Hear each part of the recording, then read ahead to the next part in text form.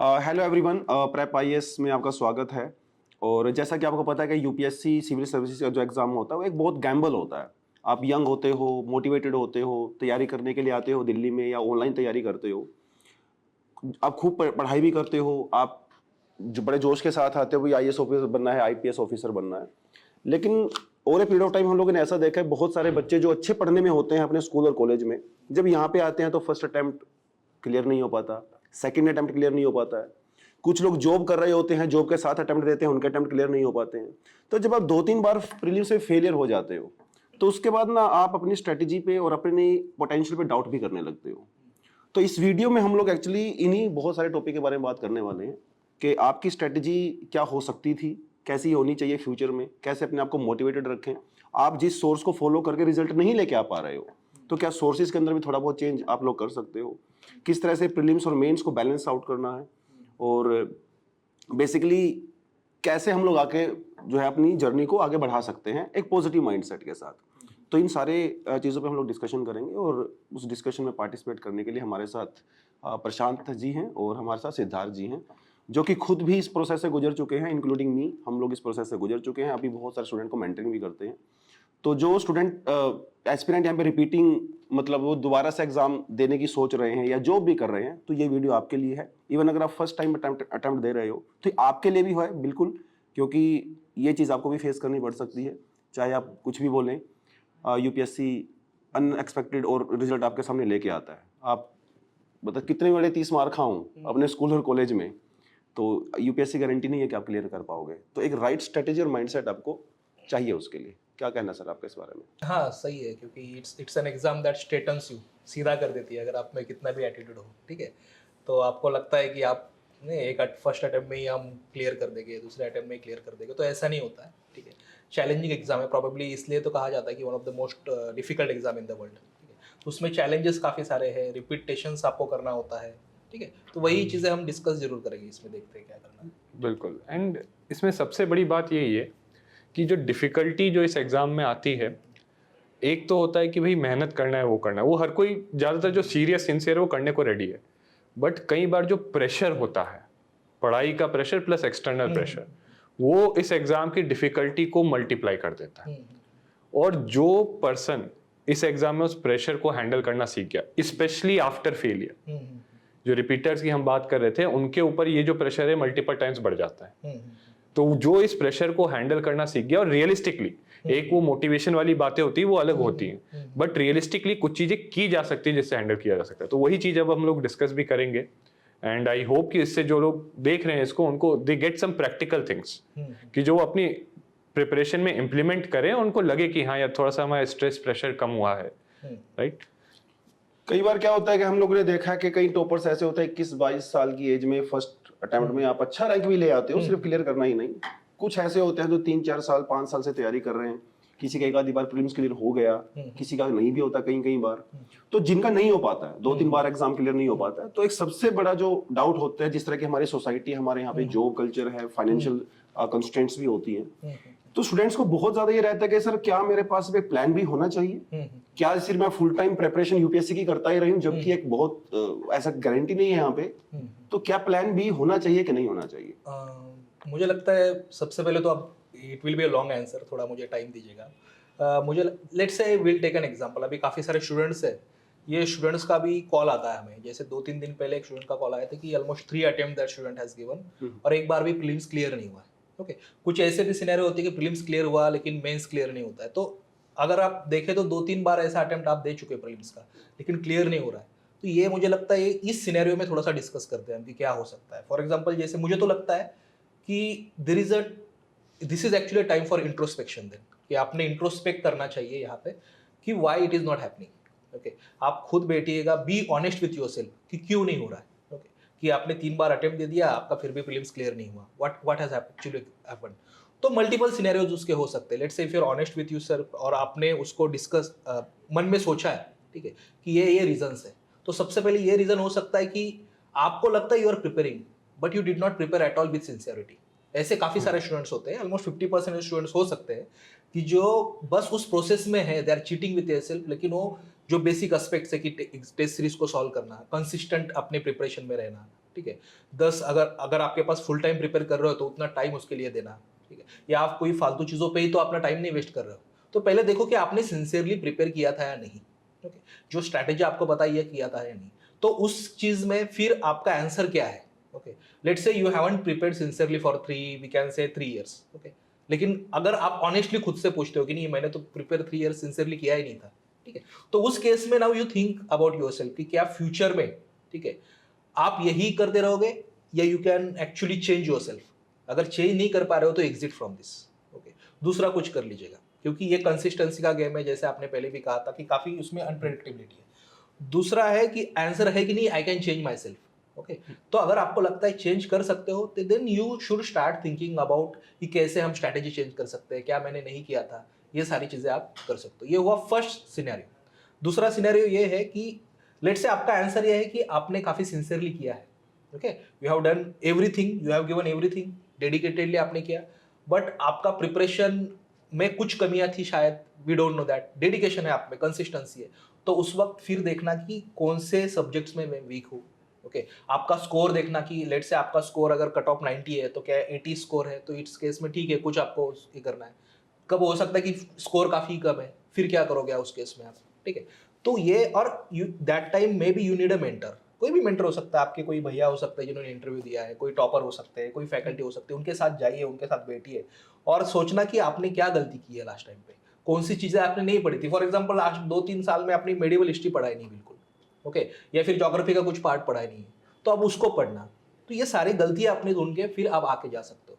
लेकिन मेरा और भी एक एडवाइस रहेगा कि अगर 2-3 अटेम्प्ट आपके हो चुके हैं तो let's say 3 attempts you have given, अब 4th आपका प्रीलिम्स है, तो उस वक्त यू शुड मेक श्योर कि आपके माइंड में होना चाहिए कि मेरा लास्ट अटेम्प्ट है, ओके। 3 अटेम्प्ट मैंने फेल कर दिया, 4th ये लास्ट अटेम्प्ट है, I am going to give everything for this, ठीक है, लेकिन अब ये मेरा लास्ट होगा क्योंकि मैं इसमें अब ज्यादा दिन रहना नहीं चाहता, ठीक है। या फिर उसके बाद मैं अटेम्प्ट देना भी चाहता हूँ तो ये कुछ जॉब करके, या कुछ हम जो सेकंड प्लान होता है ना, हमारा प्लान भी जो आप कहते हो कि सर प्लान भी होना चाहिए कि नहीं, फिर इस केस में आपका जो प्लान भी है उसको इंप्लीमेंट करने का ट्राई करो, कुछ और पढ़ने का ट्राई कीजिएगा या जॉब करने का फिर ट्राई कीजिएगा। ये तभी करोगे तो थोड़ी स्टेबिलिटी भी आपको उस वक्त रहेगी, ठीक है। लेकिन फुल टाइम प्रिपरेशन फिर उसके बाद मत करो, क्योंकि वो होता है ना, जैसे हमने डिस्कस करे थे sir, sunk cost fallacy, okay. So sunk cost fallacy मतलब क्या होता है कि you invest in something so much, okay, कि उसके बाद आपको लगता है कि इससे अगर हम एग्जिट करें तो हमारा नुकसान होगा, लेकिन एग्जिट करोगे तो इनफैक्ट क्या होता है, आपका और फायदा होता है। This is a concept with share market also, same thing यही होती है। अरे 3 साल तुमने पढ़ लिया ना, अब क्या है और 1 साल पढ़ लो, ठीक है। अब क्या है, तुमने इस बार तो इंटरव्यू पे दे देना और 1 साल पढ़ लेना, क्या है तुम्हारा अच्छा पढ़ाई हो जाएगा, तुमने इतना इसमें किया। बट वो एक्सटर्नल जो पर्सन है उसको नहीं पता what you are going through, जैसे सर ने कहा ना अभी कि बाकी भी प्रेशर होता है सारा। तो मुझे लगता है ये सारे सिनेरियोज हमने चेक करने चाहिए। एक दिन मैं इंटरनेट पे ऐसे कुछ देख रहा था, उसमें एक पर्सन कहता है कि मोटिवेशनल कोट देता है कि देयर इज ओनली वन मंत्र of success, try one more time. और ये लाइफ में हर जगह लागू होता है। मैं बोल सकता हूँ that is also a Mantra for one Mohr failure. Yes, यही तो सोचना है कि भाई कब पीछे आना है आपको, सिर्फ ये ज्ञान लेके और ट्राई वन मोर टाइम पता चल जाता है हम लोगों को। जब प्रीलिम्स देके निकलते हैं, आप बाहर आते हैं, आपको पता चल जाता है कि होगा कि नहीं होगा, नहीं होगा तो क्यों होगा, आपको अपनी कमियां पता होती हैं। वो सिर्फ हम ऑल इज वेल करते रहते हैं कि नहीं मैं तो पढ़ रहा हूँ एंड ऑल दैट। ये भी हम लोगों ने बहुत बार बच्चों में देखा है। सर मुझे क्या लग रहा है हो रहा है पता है आजकल सोशल मीडिया पे, कि फेलियर को ओवर ग्लोरीफाई किया जा रहा है, ओके। फेलियर के बाद कुछ लोगों को सक्सेस मिला है, लेकिन उस फेलियर के दौरान उन्होंने क्या झेला है, व्हाट इज देयर प्रॉब्लम, ये कोई नहीं देखता ना। They only see that tip of iceberg, लेकिन उसके पीछे क्या हो रहा है। तो फेलियर को ओवर ग्लोरीफाई किया जा रहा है। कोई कहता है मैं राजा बना दूंगा तुमको, तुम करा ये हो जाएगा, तुम और एक बार अटेम्प्ट दे दो, कोई फर्क नहीं पड़ता, प्लान भी होना ही नहीं चाहिए। प्रैक्टिकल ऐसे नहीं होता है, ठीक है। तो ये मोटिवेशन का थोड़ा बिजनेस है, मुझे लगता है कहीं ना कहीं ये बिजनेस में फंस जाते हैं बेचारे एस्पायरेंट्स। नहीं डेफिनेटली, और यहाँ पे ना फेलियर को लेके जो अप्रोच है हमारी, ठीक है, फेलियर को आप उसको लो, उसको समझो और उससे सीखो, ये अप्रोच नहीं हो रही। जैसे सर बोले कि उसको ग्लोरीफाई करे कि भाई मैं फेल हो गया, मैं एक बड़ी चीज के लिए कर रहा हूँ मेहनत और फेल हो गया तो कोई बात नहीं, ठीक है, वो सब चीजें साइड में रखो। जो प्रैक्टिकल चीज है वो ये होनी चाहिए कि अगर आपने मान लो 2023 का प्रीलिम्स दिया, आपका प्रीलिम्स हो गया, आपने जो है रिजल्ट आया, नहीं निकला, ठीक है, अब मैं ये दावे से बोल सकता हूँ 95% स्टूडेंट जो इसको देख रहे होंगे, सुन रहे होंगे, उन्होंने प्रीलिम्स नहीं निकलने के बाद दोबारा उस पेपर को उतने ढंग से कभी नहीं देखा होगा। यानी आपने एक पेपर दिया जिसमें आप फेल हुए, बट आपने कभी जाके पीछे जाके देखने की कोशिश नहीं की कि क्यों फेल हुए हम। हम लोग यही बोलते हैं स्टूडेंट्स को कि सबसे पहली चीज आप जाओ, देखो वो पेपर उठाओ, हर एक क्वेश्चन के लिए देखो, जो सही हुआ वो क्वेश्चन क्यों सही हुआ, जो गलत हुआ क्यों गलत हुआ, किस बुक से किस किताब, जो क्वेश्चन आपको मान लो प्रीलिम्स में नहीं आया, देखो कौन सी बुक, कौन सी किताब, कौन सी सोर्स से आया था और वो आपने क्यों नहीं पढ़ी। So this is what is required to deal with failure. और यहाँ प्लान बी को लेके भी मेरा थोड़ा सा डिफरेंट पर्सपेक्टिव है। सो सी देखो, प्लान बी का काम ये होता है कि आपका स्ट्रेस और प्रेशर कम करना है ना।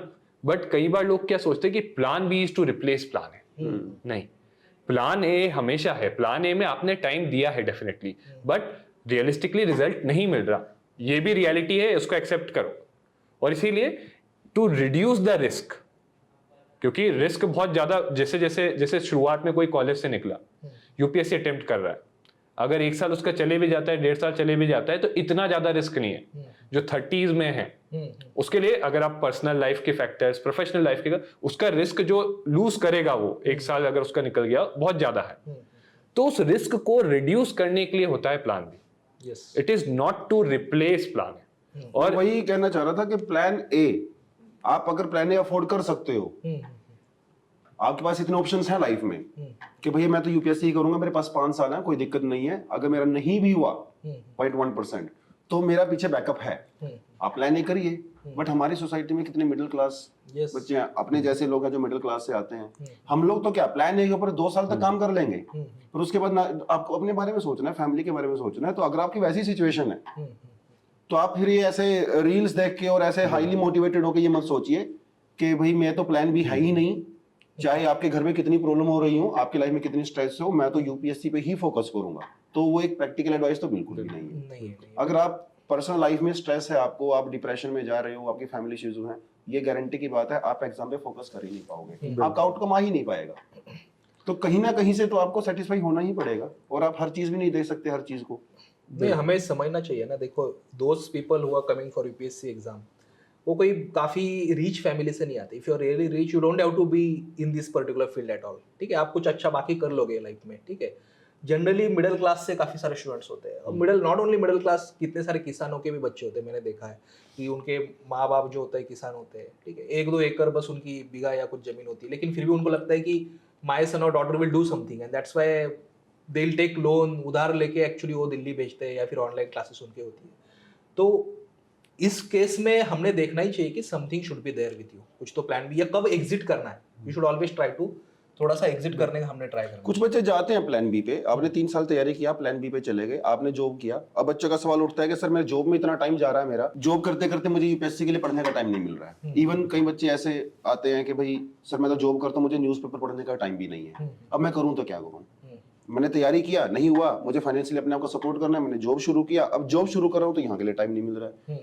अब लेकिन वहीं पे कुछ ऐसे लोग भी हैं जो टॉपर्स रहे हैं, जॉब करते करते टॉपर्स रहे हैं, बैंक में जॉब कर रहे हैं, किसी मल्टीनेशनल कंपनी में जॉब कर रहे हैं, फिर भी वो टॉप कर पा रहे हैं। तो कहीं ना कहीं स्ट्रेटजी, जब एक आदमी जॉब करने के साथ साथ कर पा रहा है और आप नहीं कर पा रहे हो, तो इसका मतलब हमें आपको थोड़ा सोचना तो पड़ेगा, बैठ के स्ट्रेटजी डिस्कशन करना पड़ेगा।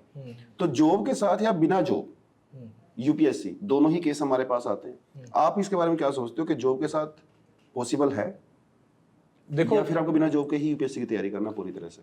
देखो, यूपीएससी में सिलेक्शन होना या ना होना, it's all a game of possibility. ठीक है, गारंटी तो कभी नहीं है। दुनिया में कोई भी बोले गारंटी किसी चीज की भी कभी नहीं। It's a possibility. पॉसिबिलिटी कुछ फैक्टर्स के कारण बढ़ सकती है, पॉसिबिलिटी कुछ फैक्टर्स के कारण कम हो सकती है। तो देखो, जैसे आप बोल रहे हो जॉब के साथ करना चाहिए या नहीं करना चाहिए, राइट। और इसमें देखो, it's all a factor of possibility. UPSC में कोई गारंटी नहीं होती, there is no guarantee in UPSC. कुछ चीजों से आप अपनी पॉसिबिलिटी सिलेक्शन की बढ़ा सकते हो, कुछ चीजों से आप करोगे तो सिलेक्शन की पॉसिबिलिटी कम हो जाएगी।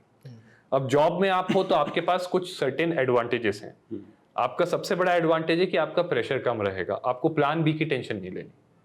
That is a big advantage. कई लोग उसको सोचते हैं कि उसका कोई नहीं होता, बट जो लोग 2-3 बार दे चुके हैं, जिनका जॉब नहीं है, उनसे पूछें तो वो बोलते हैं कि यार हमें जॉब चाहिए। जो जॉब के साथ दे रहे हैं उनसे पूछें तो वो बोलते हैं कि यार काश हम छोड़ के दे दें कि पूरा टाइम मिल जाए।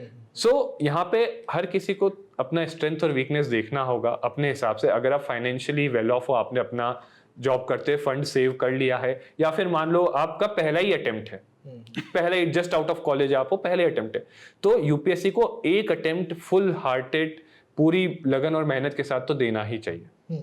ठीक है, अगर उससे उससे कम में आप सोच रहे हो ये एग्जाम हो जाए तो थोड़ा सा ये अनजस्टिफाइड एक्सपेक्टेशन है। रीजन एक्सपेक्टेशन रखो अपनी लाइफ से, अपने गोल्स टारगेट से, बट रीजनेबल रखो, है ना। आई थिंक फिर से वो घूम फिर के बात वही आ जाती है कि ये 1 to 1 पे डिपेंड करता है। अब ये नहीं कह सकते यार उस पर्सन ने जॉब किया था, स्ट्रेसफुल जॉब था, फिर भी उसका रैंक 5 आ गया, मैं भी ऐसे कर लूंगा। यार उसने तो फुल टाइम 5 साल तैयारी की, उसका रैंक फर्स्ट आ गया, मैं भी ऐसे कर लूंगा। अरे हर किसी की स्ट्रेंथ, वीकनेस, उसका स्टेटस, फैमिली, उसकी स्कूल एजुकेशन, उसका बैकग्राउंड डिफरेंट होता है। और यहीं पे आई थिंक मेंटरशिप भी चीज एक इंक्लूड होती है। आप सरफेस पे चीजें देख के वो अपने ऊपर इंप्लीमेंट नहीं कर सकते। हर किसी की छोटी छोटी चीजें होती है जो डिफर करती हैं, तो उसके लिए आपको एक पर्सन ऐसा चाहिए जो आपको बता सके आपके साथ बैठ के, अब चाहे वो आपकी फैमिली में हो या फिर आप प्रोफेशनली जो है mentoring। इसमें सर मैं एक सिंपल एग्जांपल दूंगा, जैसे हम लोग गाइड करते हैं स्टूडेंट्स को, है ना। तो अब होता क्या है कि जैसे कोई जॉब के साथ है, उसका सबसे बड़ा कंस्ट्रेंट क्या है कि टाइम कम है, वो सब कुछ नहीं पढ़ सकता, ठीक है। और वैसे भी यूपीएससी में कोई भी 100% कवरेज नहीं करता। तो जब आप सब कुछ नहीं पढ़ सकते तो आप क्या करोगे, आप स्टार्ट करोगे प्रायोरिटाइजेशन। ठीक है, कि चलो मैं सब कुछ नहीं पढ़ सकता, तो अब उसके पास ये चॉइस है, या तो वो शुरू में ही तैयारी शुरू करते वक्त डिसाइड करे कि कुछ चीजें मुझे छोड़नी वो क्या चीजें होंगी, कुछ चीजें जो मुझे करनी है वो क्या चीजें होंगी, है ना। और वो सब प्लानिंग और स्ट्रेटजी से आता है। और अगर आप सही प्रायोरिटाइजेशन कर लेते हो चीजों का, तो काफी चीजें आप ये कर सकते हो कि ऐसी चीजें जो आपकी मतलब जैसे कोई सब्जेक्ट्स होते हैं, पॉलिटी, गवर्नेंस, इकोनॉमी, है ना, इनको आप अच्छे से करो। ये प्रीलिम्स के लिए भी इंपॉर्टेंट है, मेंस के लिए भी इंपॉर्टेंट है। बट कुछ सब्जेक्ट जैसे ऐसे वर्ड हिस्ट्री, पोस्ट इंडिपेंडेंस, और बहुत सारे टॉपर्स हैं जो जॉब में भी है, कुछ डॉक्टर्स वगैरह भी जिनकी इंटर्नशिप वगैरह चल रही होती है, तो उनके तो 12-12 घंटे की इतनी इंटर्नशिप, उसके बाद भी वो बोलते हैं कि हमने ये सब्जेक्ट छोड़ दी। तो ये समझ या तो आप में खुद में होनी चाहिए कि प्रायोरिटाइजेशन कैसे क्या करना है, या किसी के गाइडेंस या सपोर्ट से करो। नहीं, मुझे ऐसा लगता है, adding to what sir has said, कि आपके पास है ना एंट्री प्लान और एग्जिट प्लान दोनों होने चाहिए when you are doing job. तो जैसे जॉब अगर कर रहे हो तो मे बी आपके पास सबसे पहले मन में होना चाहिए कि देयर इज अ पॉसिबिलिटी कि अगर हम छोड़ भी देते हैं जॉब, तो if you are let's say you are आपके माइंड में है कि 1 साल के बाद मेरा हो जाएगा क्लियर, तो नहीं होगा, मोस्ट प्रोबेबली नहीं भी होगा, 99.99% चांसेस है। तो उस केस में आप ये कर सकते हैं कि जब जॉब आप कर रहे हो ना, कुछ बेसिक एस्पेक्ट्स पहले पढ़ के रखना। मे बी अगर किसी पर्टिकुलर एक उनको पैसे में कोई फाउंडेशन कोर्स दिख रहा है, अगर नहीं भी है तो यूट्यूब पे भी काफी सारा होता है, तो एक लेवल का प्रिपरेशन अच्छे से प्रॉपरली करके रखना आप। ओके, वो कंसिस्टेंसी दिखाएगा। It's not that easy. जैसे मुझे भी याद है when I was in Bangalore, इतना इजी नहीं होता था कि जैसे for example at the age of 22 you have got job, तो शुरुआत में जॉब में आपको सैलरी, पैसे मिलने लगता है, पैसे मिलने लगता है तो आपके नए फ्रेंड्स होते हैं तो फिर आपको पार्टी करनी होती है, ठीक है। और 99% of your circle doesn't want to do that, ठीक है, उसको नहीं करना है यूपीएससी वगैरह ऐसा कुछ, ठीक है। तो मेरे भी साथ ऐसा ही हुआ था कि उनको नहीं करना था यूपीएससी वगैरह सब कुछ, लेकिन हर सैटरडे चलो प्रशांत जाते हैं पार्टी करने, यही यहाँ जाते हैं, तो उसमें हमारा टाइम भी काफी ज्यादा चला जाता है, ठीक है। तो उस वक्त आपको डिसिप्लिन रहना है। कि डिसिप्लिन मतलब क्या है कि लेट्स से 1 ईयर के बाद यू आर प्लानिंग कि you are going to leave the job, okay, तो उस 1 ईयर में first of all study properly, ठीक है। आप कंप्लीट एक फाउंडेशन जो होता है ना वो आपका कंप्लीट कर लो, उसके बाद अगर छोड़ना है तो जॉब छोड़ेगा, नहीं छोड़ा तो और भी अच्छी बात है, but if you really want to leave it, पहले उसको प्लान करना, फिनेंशियली प्लान करना। सेकंड थिंग, कंप्लीट प्रिपरेशन कर लेना एक टाइम पूरी तरीके से अपना, ताकि you are like exam ready, ठीक है। और फिर उसके बाद डेडिकेटेड अगर आपको प्रिपरेशन करना है तो कर लीजिएगा। अब उसमें भी और एक दूसरा पार्ट है, वो एंट्री का प्लान हुआ। अब एग्जिट का प्लान क्या है, you should have in your mind कि 2 साल है, I am going to give 2 years, okay. अगर 2 साल में मेरा नहीं हुआ है तो I am going to go back to my job, या जो भी मुझे बाकी कुछ करना है, I will do that particular thing, ठीक है। उसमें फिर नहीं तो ट्रैप में आप फंस जाओगे, यू विल गेट फ्रस्ट्रेटेड। फिर चाहे 2 साल में फिर से आप आपका जॉब नहीं करोगे तो प्रॉब्लम क्या होगा आपका, कि वो जो स्किल सेट था आपके पास वो भी चला गया, फिर आपका वो जो एडवांटेज था वो भी चला गया, आप काफी बड़ा दिखता है, ठीक है। तो entry plan and exit plan is very important. Inspiration पे मत जाना इसमें, मुझे इतना ही लगता है कि जो यूट्यूब पे इंस्पिरेशन दिया जा रहा है, ठीक है, ये क्या होगा, जब बिजनेस हो चुका है, ये स्टूडेंट्स को समझ में आनी चाहिए कि कोचिंग इंडस्ट्री और मोटिवेशन इंडस्ट्री एक्चुअली वो साथ एक्चुअली चल रहा है इसमें। और उसमें देख, और एक चीज मैं आपको बताता हूँ, देखना, जो लोग एक मोटिवेशन देते हैं ना, देयर इज 99% पॉसिबिलिटी कि उन्होंने खुद ने फिल्म्स भी क्लियर नहीं किया इसका, उस प्रोसेस से वो गए नहीं कभी, इसलिए उनको पता ही नहीं कि हम्म। एक्चुअली इसमें प्रॉब्लम क्या होता है। ठीक है, कि ये एक साइकिल है, आप प्रीलिम्स क्लियर भी कर दो, फिर मेंस आता है, फिर मेंस के बाद क्या इंटरव्यू आता है। जैसे मेरा ऐसा हुआ, पहले प्रीलिम्स क्लियर हुआ फर्स्ट अटेम्प्ट में, मेंस क्लियर नहीं हुआ, फिर से मैं पढ़ रहा हूँ, नेक्स्ट टाइम मेंस भी क्लियर होगा, इंटरव्यू नहीं हुआ, तो फिर से 15 दिन में प्रीलिम्स देना है। तो ये साइकिल में हम फंस जाते हैं एक्चुअली। ये प्रॉब्लम किसको पता चलेगा, जैसे हम जिसने एग्जाम वो दिया है, ठीक है, जो ऑलरेडी उसने अपने 4-5 साल उस एग्जाम में बिताए, सीरियसली बिताए, उसको पता होगा। ये मोटिवेशनल वाले क्या होते हैं कि उन्होंने कभी देखा ही नहीं इस एग्जाम में एक्चुअली प्रॉब्लम क्या है, बैकग्राउंड पे क्या चलता है। It is not only about study, बाकी सोशल प्रेशर कितना होता है, ठीक है, बाकी सब कुछ क्या होता है। फिर आप किसी की शादी हो जाती है, फिर आप में घर में बोला जाता है कि अरे सबकी शादी हुई, तुम्हारी तो अब कुछ नहीं हुआ, कर ले कुछ ना कुछ कर ले। ये सब अभी रिसेंटली मुझे एक स्टूडेंट का कॉल आया था, मुझे लगता है 8 दिन पहले। तो that student was very bright student, may be एक टॉप कॉलेज से एक्चुअली पढ़ा हुआ है स्टूडेंट, लेकिन 3 साल उसने 3 प्रीलिम्स दे दिया अभी तक, बट प्रीलिम्स क्लियर ही नहीं हुआ उसका। ठीक है, तो आई कुड सी कि कितना लो कॉन्फिडेंट बन चुका है ऊपर। तो यही बात है कि आप जो छोड़ी या नहीं छोड़ी, आप तैयारी कर रहे हो। अब at the end of the day क्या हो रहा है, आपने फर्स्ट अटेम्प्ट दिया, आपने एक स्ट्रेटेजी बनाया होगा, ऑफ कोर्स आपकी एक अप्रोच भी होती है। आपने सेकंड अटेम्प्ट दिया, आपकी वही स्ट्रेटेजी अप्रोच है, आप क्लियर क्यों नहीं कर पा रहे हो? क्या आपकी स्ट्रेटेजी में दिक्कत है, आपकी अप्रोच में दिक्कत है, या फिर आपके एटीट्यूड में दिक्कत है? आप कहाँ लैग कर रहे हो? बिल्कुल। एंड आई थिंक इधर सबसे बड़ी बात जो है, ये एग्जाम ना एक सबसे बड़ा मिसकंसेप्शन लोगों का है कि वो सोचते सिर्फ नॉलेज का है, कि प्रीलिम सिर्फ नॉलेज का गेम है। पर आप ये सोचो, आप सब कुछ पढ़ के, एक बंदे, कुछ लोग ऐसे होते हैं जो इस एग्जाम को क्लियर करते हैं, टॉपर्स, वो एक ही बार में जाते हैं, पूरा टाइम भी नहीं दे पाते। इवन जो लोग इंटरव्यू देके रैंक निकाल लेते हैं, वो 15-20 दिन बाद देते हैं, है ना, वो जाते हैं, वो निकाल लेते हैं। और जो 3-4 साल से पढ़ रहे हैं वो नहीं निकाल पाए। तो सिर्फ नॉलेज का तो नहीं है, वो है उस एग्जाम में 2 घंटे में आप बैठे हुए हो, वहां आपका माइंडसेट, आपका एटीट्यूड कैसा है, वहां पैनिक होते हो या नहीं होते। It's exam of personality actually, character. Yes, yes, pressure को कैसे डील करते हो, क्योंकि at the end of the knowledge सबको है। आप भी 8-10 घंटे पढ़ रहे हो, मैं भी 8-10 घंटे लाइब्रेरी जाके पढ़ रहा हूँ। अब ऐसा तो नहीं कि आपके अंदर बहुत ज्यादा दिमाग होगा मुझसे, कि आप तो चीजें बहुत अच्छे से याद कर लेते होंगे, ऐसा तो नहीं होता है। नॉलेज मोर और लेस 19-20 सबको एक जैसी रहती है। At the end of the day इतनी सारी चीजों के बीच में आप उस दिन कैसा परफॉर्म करते हो, उसमें मैटर करता है आपका एटीट्यूड कैसा है, आपकी पर्सनालिटी, कैरेक्टर कैसा है। एटीट्यूड तो काफी मैटर करता है, क्योंकि I remember one of the book I read, the winning way, शायद काफी 10 साल हो गए उसको पढ़ के, मे बी हर्षा भोगले का बुक है वो, ठीक है, द विनिंग वे। तो उसमें it's a beautiful book actually. तो उसमें उसने बनाया कि कैसे एक लेवल के बाद टैलेंट मैटर ज्यादा नहीं करता आपका, या नॉलेज मैटर नहीं करता किसी भी फील्ड में, ओके, वो एटीट्यूड आपका मैटर करता है। ठीक है, वो एटीट्यूड काफी इंपॉर्टेंट है। कि जैसे for example may be Virat Kohli is not that talented, but the attitude that particular person has, जो फाइटिंग स्पिरिट है, और जब भी प्रेशर है तो प्रेशर को हैंडल कैसा करना है उनको समझ में आ जाता है, तो may be he is that successful. ठीक है, तो टैलेंटेड तो सब लोग आते हैं ना, जो यहाँ जो भी आता है, बड़े बड़े कॉलेज से आते हैं, टॉपर्स होते हैं अपने अपने एरिया में, then they will come over here. तो एटीट्यूड भी काफी इंपॉर्टेंट है। जैसे मुझे एक बार याद है मेरा खुद का ही, कि आई वाज प्रीलिम्स पेपर था, और I don't know, maybe A B C D कोई तो सेक्शन मुझे मिला था, और सर पहले 9 क्वेश्चन में मुझे एक भी क्वेश्चन का आंसर नहीं आ रहा था। 9 to 10 क्वेश्चन आए हुए कि not even single question I could answer. ठीक है, तो उस वक्त आप कैसे कंपोजर रखते हो, ठीक है, कितनी शांति से आप उसको देखते हो। फिर again I took like pause for 2 minutes, okay, and again started actually attempting this particular paper. 10 question के बाद फिर मैंने देखा कि नहीं, आगे थोड़े इजियर क्वेश्चंस है, ओके, हम उसको अटेम्प्ट कर सकते हैं। तो वही है, फिर आप गिव अप नहीं करना है आपको एक्चुअली, ऐसा नहीं, बिल्कुल। ये एग्जाम का डिजाइन आप देखोगे, इट इज डिजाइंड, हर एक स्टेज में आपको प्रेशर में पुट करना है। प्रीलिम्स में चाहे सीसैट हो या जीएस हो। अब अनप्रिडिक्टेबिलिटी क्यों बोलते हैं? नहीं तो प्रिडिक्टेबल बनाना है। दूसरे एग्जाम में एसएससी, बैंकिंग बहुत प्रिडिक्टेबल है, उस टाइप का इसको भी बना सकते हैं, इसको नहीं बनाते। इसमें अनप्रिडिक्टेबिलिटी क्यों पुट इन की गई है कि जैसे ही आप अनप्रिडिक्टेबिलिटी इनकाउंटर करोगे, आप स्ट्रेस में आओगे। और पर्सन कैसे आप उसके साथ डील कर पाए। मेन से में आपको कल जाना है, तो वहां पे तो प्रेडिक्टेबल चीजें नहीं होंगी। मेन से ऐसे का पेपर देखो, 7 philosophical essays, it's totally unpredictable. 3 घंटे में नॉर्मली नहीं एक्सपेक्ट किया जाता कि ये लिखा जाएगा उस पर, बट वहां पे आपको लिखना है।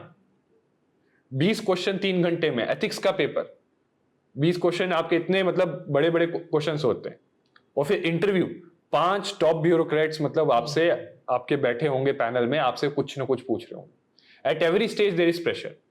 ठीक है, इंटरव्यू में नॉलेज बहुत है आपके पास, बट अगर आप अपना कंपोजर नहीं रख पाते तो भले ही नॉलेज है, वो पूछेंगे, आप पैनिक हो गए, आपके दिमाग में चीजें ही नहीं आएंगी। Same happens in prelims. Prelims में आपने सब कुछ पढ़ा है, बहुत बार रिवाइज किया है, बट जैसा सर ने बताया कि पेपर आए, पहले 10 क्वेश्चन आए, अब आप देख के हो गए पैनिक। 11वां क्वेश्चन भले ही रिलेटिवली इजी हो, but in the state of the panic आप 11वें को जो पढ़ा होगा वो रिकॉल नहीं कर पाओगे, और 10 में वो हो गया 11 ऐड, वो प्रेशर और बढ़ गया। वैसे तो मतलब इंटरव्यू को दिया जा रहा है पर्सनालिटी टेस्ट, बट ये पर्सनालिटी आपकी हर स्टेज पे ही टेस्ट हो रही है एक्चुअली। इवन जब आप स्टार्ट करते हो यूपीएससी की जर्नी, तब से आपकी पर्सनालिटी मैटर करती है। एक ही क्लास में एक बच्चा बैठा है, वो वही सेम सोर्स फॉलो कर रहा है, वही टीचर से पढ़ रहा है, वो पहले अटेम्प्ट में अच्छा स्कोर भी कर पा रहा है। दूसरा बच्चा भी सेम सोर्स फॉलो कर रहा है, सेम टीचर के साथ पढ़ रहा है, दोनों का मोटिवेशन तो बराबर ही है, लेकिन वो प्रीलिम्स भी नहीं क्लियर कर पा रहा है, क्योंकि इसमें आपकी पर्सनालिटी ही मैटर करती है। एक छोटी चीज सर मैं यहाँ ऐड करना पड़ूँ, जैसे प्रिपरेशन में भी एटीट्यूड और पर्सनालिटी बहुत मैटर करता है। क्योंकि देखो प्रिपरेशन में होता क्या है, इसमें मैंने बहुत स्टूडेंट्स को मेंटर किया है, वो अनकंफर्टेबल चीजें उनको अवॉइड, जैसे मॉक टेस्ट देना, जाके ऑप्शनल का टेस्ट। अभी कुछ ही दिन पहले किसी स्टूडेंट से डिस्कशन हो रहा था, तो उनको टारगेट मैंने दिया कि आपको जाके अपना ये कर लिया, इसका एक मॉक टेस्ट जो है रिटर्न देना, नहीं किया। आया डिस्कशन हुआ, मैं पूछा ये क्यों नहीं दिया, कोई नहीं आप अगली बार दे। कहते नहीं सर इसका तो पढ़ा ही नहीं हमने। तो जो अनकंफर्टेबल चीजों को आप अभी हैंडल करो, ड्यूरिंग योर प्रिपरेशन डील करो, तो आपको जो है रियल प्रीलिम्स रियल मेंस में आप इतने ज्यादा अनकंफर्टेबल नहीं हो। और यही एटीट्यूड है कि भाई आप मेहनती हो, आप जो है डिस्कम्फर्ट अपने कंफर्ट जोन से बाहर निकल सकते हो या नहीं निकल सकते। कई बार कई लोग सोचते हैं कि कंफर्ट जोन इस प्रिपरेशन में भी एक तरीका होता है कि हर किसी का रूटीन सेट हो गया, कि सुबह में गया, उठा, खाया पिया, लाइब्रेरी गया, 8 बजे बैठा, रात को 8 बजे निकल गया, ये सेट हो गया उनका, ये एक कंफर्ट जोन बन गया। अब वो वहां पे बैठ के बस किताबें ही पढ़ रहे, मॉक टेस्ट नहीं लगा रहे, आंसर राइटिंग नहीं कर रहे। अब देखा जाए तो 8 से 8 12 घंटे तो दे रहा है पढ़ाई में, बट क्या वो 12 घंटे सही में वही चीजों पे दे रहा है जिसकी रिक्वायरमेंट है उसे? वैसे I don't believe much in motivational quotes वगैरह, लेकिन आपने जो बात बोली है ना, the magic lies in the work you are actually avoiding. जो कंफर्टेबल है वो तो कर ही रहे हैं ना, उससे तो मैजिक नहीं हो रहा है। आप एक बार प्रीलिम्स नहीं हुआ, दूसरी बार नहीं हुआ, आप जो चीज अवॉइड कर रहे थे, टेस्ट नहीं लगा रहे हैं, ऐसे नहीं लिख रहे हैं, एथिक्स नहीं पढ़ रहे हैं, ऑप्शन की तैयारी नहीं कर रहे हैं, टेस्ट मॉक नहीं लगा रहे हैं, आप अवॉइड कर रहे हो क्योंकि आपको ये पसंद नहीं है उतना ज्यादा, आप इसे पसंद ही नहीं कर रहे हो, तो आप वो चीज अवॉइड कर रहे हो, वही आपकी सिलेक्शन के अंदर रुकी हुई है। नोट्स बनाना, हाँ, most uncomfortable thing, most uncomfortable. मैं खुद बोलता हूँ कि मेरे को पढ़ाना होता है, मेरे को notes, it's most uncomfortable thing for me, but अगर अच्छे से मेरे को किसी को पढ़ाना है, कुछ करना है, तो मेरे को हाई क्वालिटी नोट्स चाहिए। Magic lies there only. हाँ, नहीं वही है ना कि आप जब तक कंफर्ट जोन से बाहर नहीं आते ना, तब तक आप बड़ा कुछ ग्रेट अचीव नहीं करते हो, ठीक है। तो वो काफी इंपॉर्टेंट है एक्चुअली। आपको कोई भी comfort zone, smaller comfort Jones होते हैं हमारे, जो हमने अराउंड अपने क्रिएट होते हैं, हमें पता भी नहीं चलता। जैसे क्या है कि घर में रह के ही पढ़ना है, बाहर नहीं जाना है, ठीक है, या फिर टेस्ट जैसे अपने अपेयर नहीं करना है। Like it had happened with me also. जैसे इकोनॉमिक्स मेरा ऑप्शनल था, ठीक है, तो इकोनॉमिक्स ऑप्शनल में थोड़ा टेक्निकल था एक्चुअली, मेरा इकोनॉमिक्स का बैकग्राउंड नहीं था, but I liked economics, so I studied it. और स्टडी करने के बाद कुछ दिन के बाद क्या हुआ कि टेस्ट सीरीज तो ये होना चाहिए ना कि अगर आपने 1 महीना स्टडी किया तो एक तो टेस्ट कम से कम अटेम्प्ट करो। I did not attempt any test for so many days. क्यों? क्योंकि कहीं ना कहीं हमारे मन में डर भी होता है, ठीक है, हम पोस्टपोन क्यों करते हैं? देखो ये भी और एक होता है पोस्टपोन का काफी। Why do we postpone something psychologically? Because हमें फेल्योर का डर होता है हमेशा, कि अगर मैं फर्स्ट टेस्ट अपेयर करूँ, क्या पता कि मुझे आउट ऑफ 250 मार्क्स मुझे 10 मार्क का भी लिखना पाओ, ठीक है, और कुछ हो। तो फेल्योर के डर की वजह से हम पोस्टपोन करते हैं, कंफर्ट जोन से बाहर नहीं आते। लेकिन कंफर्ट जोन से बाहर आना काफी इंपॉर्टेंट एक्चुअली आपको होता है। खुद डरते हैं हम लोग अपनी परफॉर्मेंस से, अगर मार्क्स कम आ गए यार, है ना, खुद एकदम डिमोटिवेशन से ऐसा लगता है। एक बहुत ही मतलब इसमें रियलिस्टिक है जो सही में होता है, ठीक है। बच्चे यहाँ पे मेंस की टेस्ट सीरीज लेते हैं, बहुत सारे इंस्टीट्यूट है, ठीक है, पूरी टेस्ट सीरीज ले ली, और द रियलिटी इज कि अगर टेस्ट सीरीज में मान लो 25 टेस्ट है मेंस के, so hardly 5% people, hardly even less than that, actually 25 test लिखते हैं। 90% 1-2 टेस्ट देके खत्म। बच्चों का क्या होता है कि सर मेरे में भी तूने टेस्ट क्यों नहीं दिया, कल तो टेस्ट था, कि सर मेरी तैयारी नहीं थी। ऐसे तुम कभी एग्जाम अटेम्प्ट दे ही नहीं पाओगे, हमेशा आपको लगेगा कि आपकी तैयारी नहीं है। ऐसे तो यूपीएससी के लिए बोल सकते हैं कि यूपीएससी में मत दो, तैयारी नहीं है। ये तो एक बिल्कुल फ्रॉड आर्गुमेंट है कि सर मेरी तैयारी नहीं है इसलिए दिया, तो तुम्हारी तैयारी कभी होगी ही नहीं। मैं हमेशा कहता हूँ ना, मेंस टेस्ट सीरीज और जो जिम में लोग जाते हैं ना, उनमें एक सिमिलैरिटी होती है। जिम में भी फर्स्ट डे है ना, you will go there, 6 months की फीस आप दे दोगे, क्योंकि वो आपको डिस्काउंट देता है ठीक है, 6 मंथ्स की फी दे दोगे, लेकिन 99% of the people won't even go after 10 days, ठीक है। सिमिलर वही होता है मेंस टेस्ट सीरीज में। फीस तो आपने इंस्टीट्यूट को पूरा दे दिया, 15,000, 10,000, 8,000 जो भी है, ठीक है, लेकिन 90% of the students are not even attempting that. तो फायदा तो वहाँ इंस्टीट्यूट का हो रहा है। मतलब हमारे यहाँ वो बोलते हैं ना कि भाई पैसे पूरे करने हैं। यहाँ पे एक चीज मैंने एक और देखी है, जो बच्चे जॉब करते हैं ना, अपनी जेब से टेस्ट सीरीज लगा रहे हैं, वो टेस्ट ज्यादा देते हैं। जो पेरेंट्स के पैसे दे के टेस्ट सीरीज ज्वाइन कर रहे हैं ना, तो वो पैसे पूरे नहीं होते उनके, क्योंकि खुद तो कमाया नहीं है, उधर से जा। तो ये सीरियसनेस भी किसी किसी स्टूडेंट में मिलती है। ये भी बहुत चीज देखी है। और यूपीएससी की जर्नी लीनियर तो है नहीं। आपने प्रीलिम्स दिया, मेंस होगा, इंटरव्यू हो गया, ऐसा नहीं है भाई। प्रीलिम्स दोगे, फिर वापस आ रहे हो, फिर प्रीलिम्स दे रहे हो, वापस आ रहे हो, मेंस में जा रहे हो, 2-3 बार वहां से वापस आ रहे हो, इंटरव्यू से वापस आ रहे हो। तो लीनियर तो नहीं है ये प्रिपरेशन। तो एक विशियस साइकिल सा बन जाता है। और उस विशियस साइकिल में फिर अपने आप को मोटिवेटेड भी रखना है। दूसरे लोग भी आपसे आगे निकल रहे हैं, अब वो भी साथ के साथ चलता है। आपके साथ लाइब्रेरी में बैठने वाला लड़के का सिलेक्शन हो गया है, आप यहीं पे फिर से बैठे हो।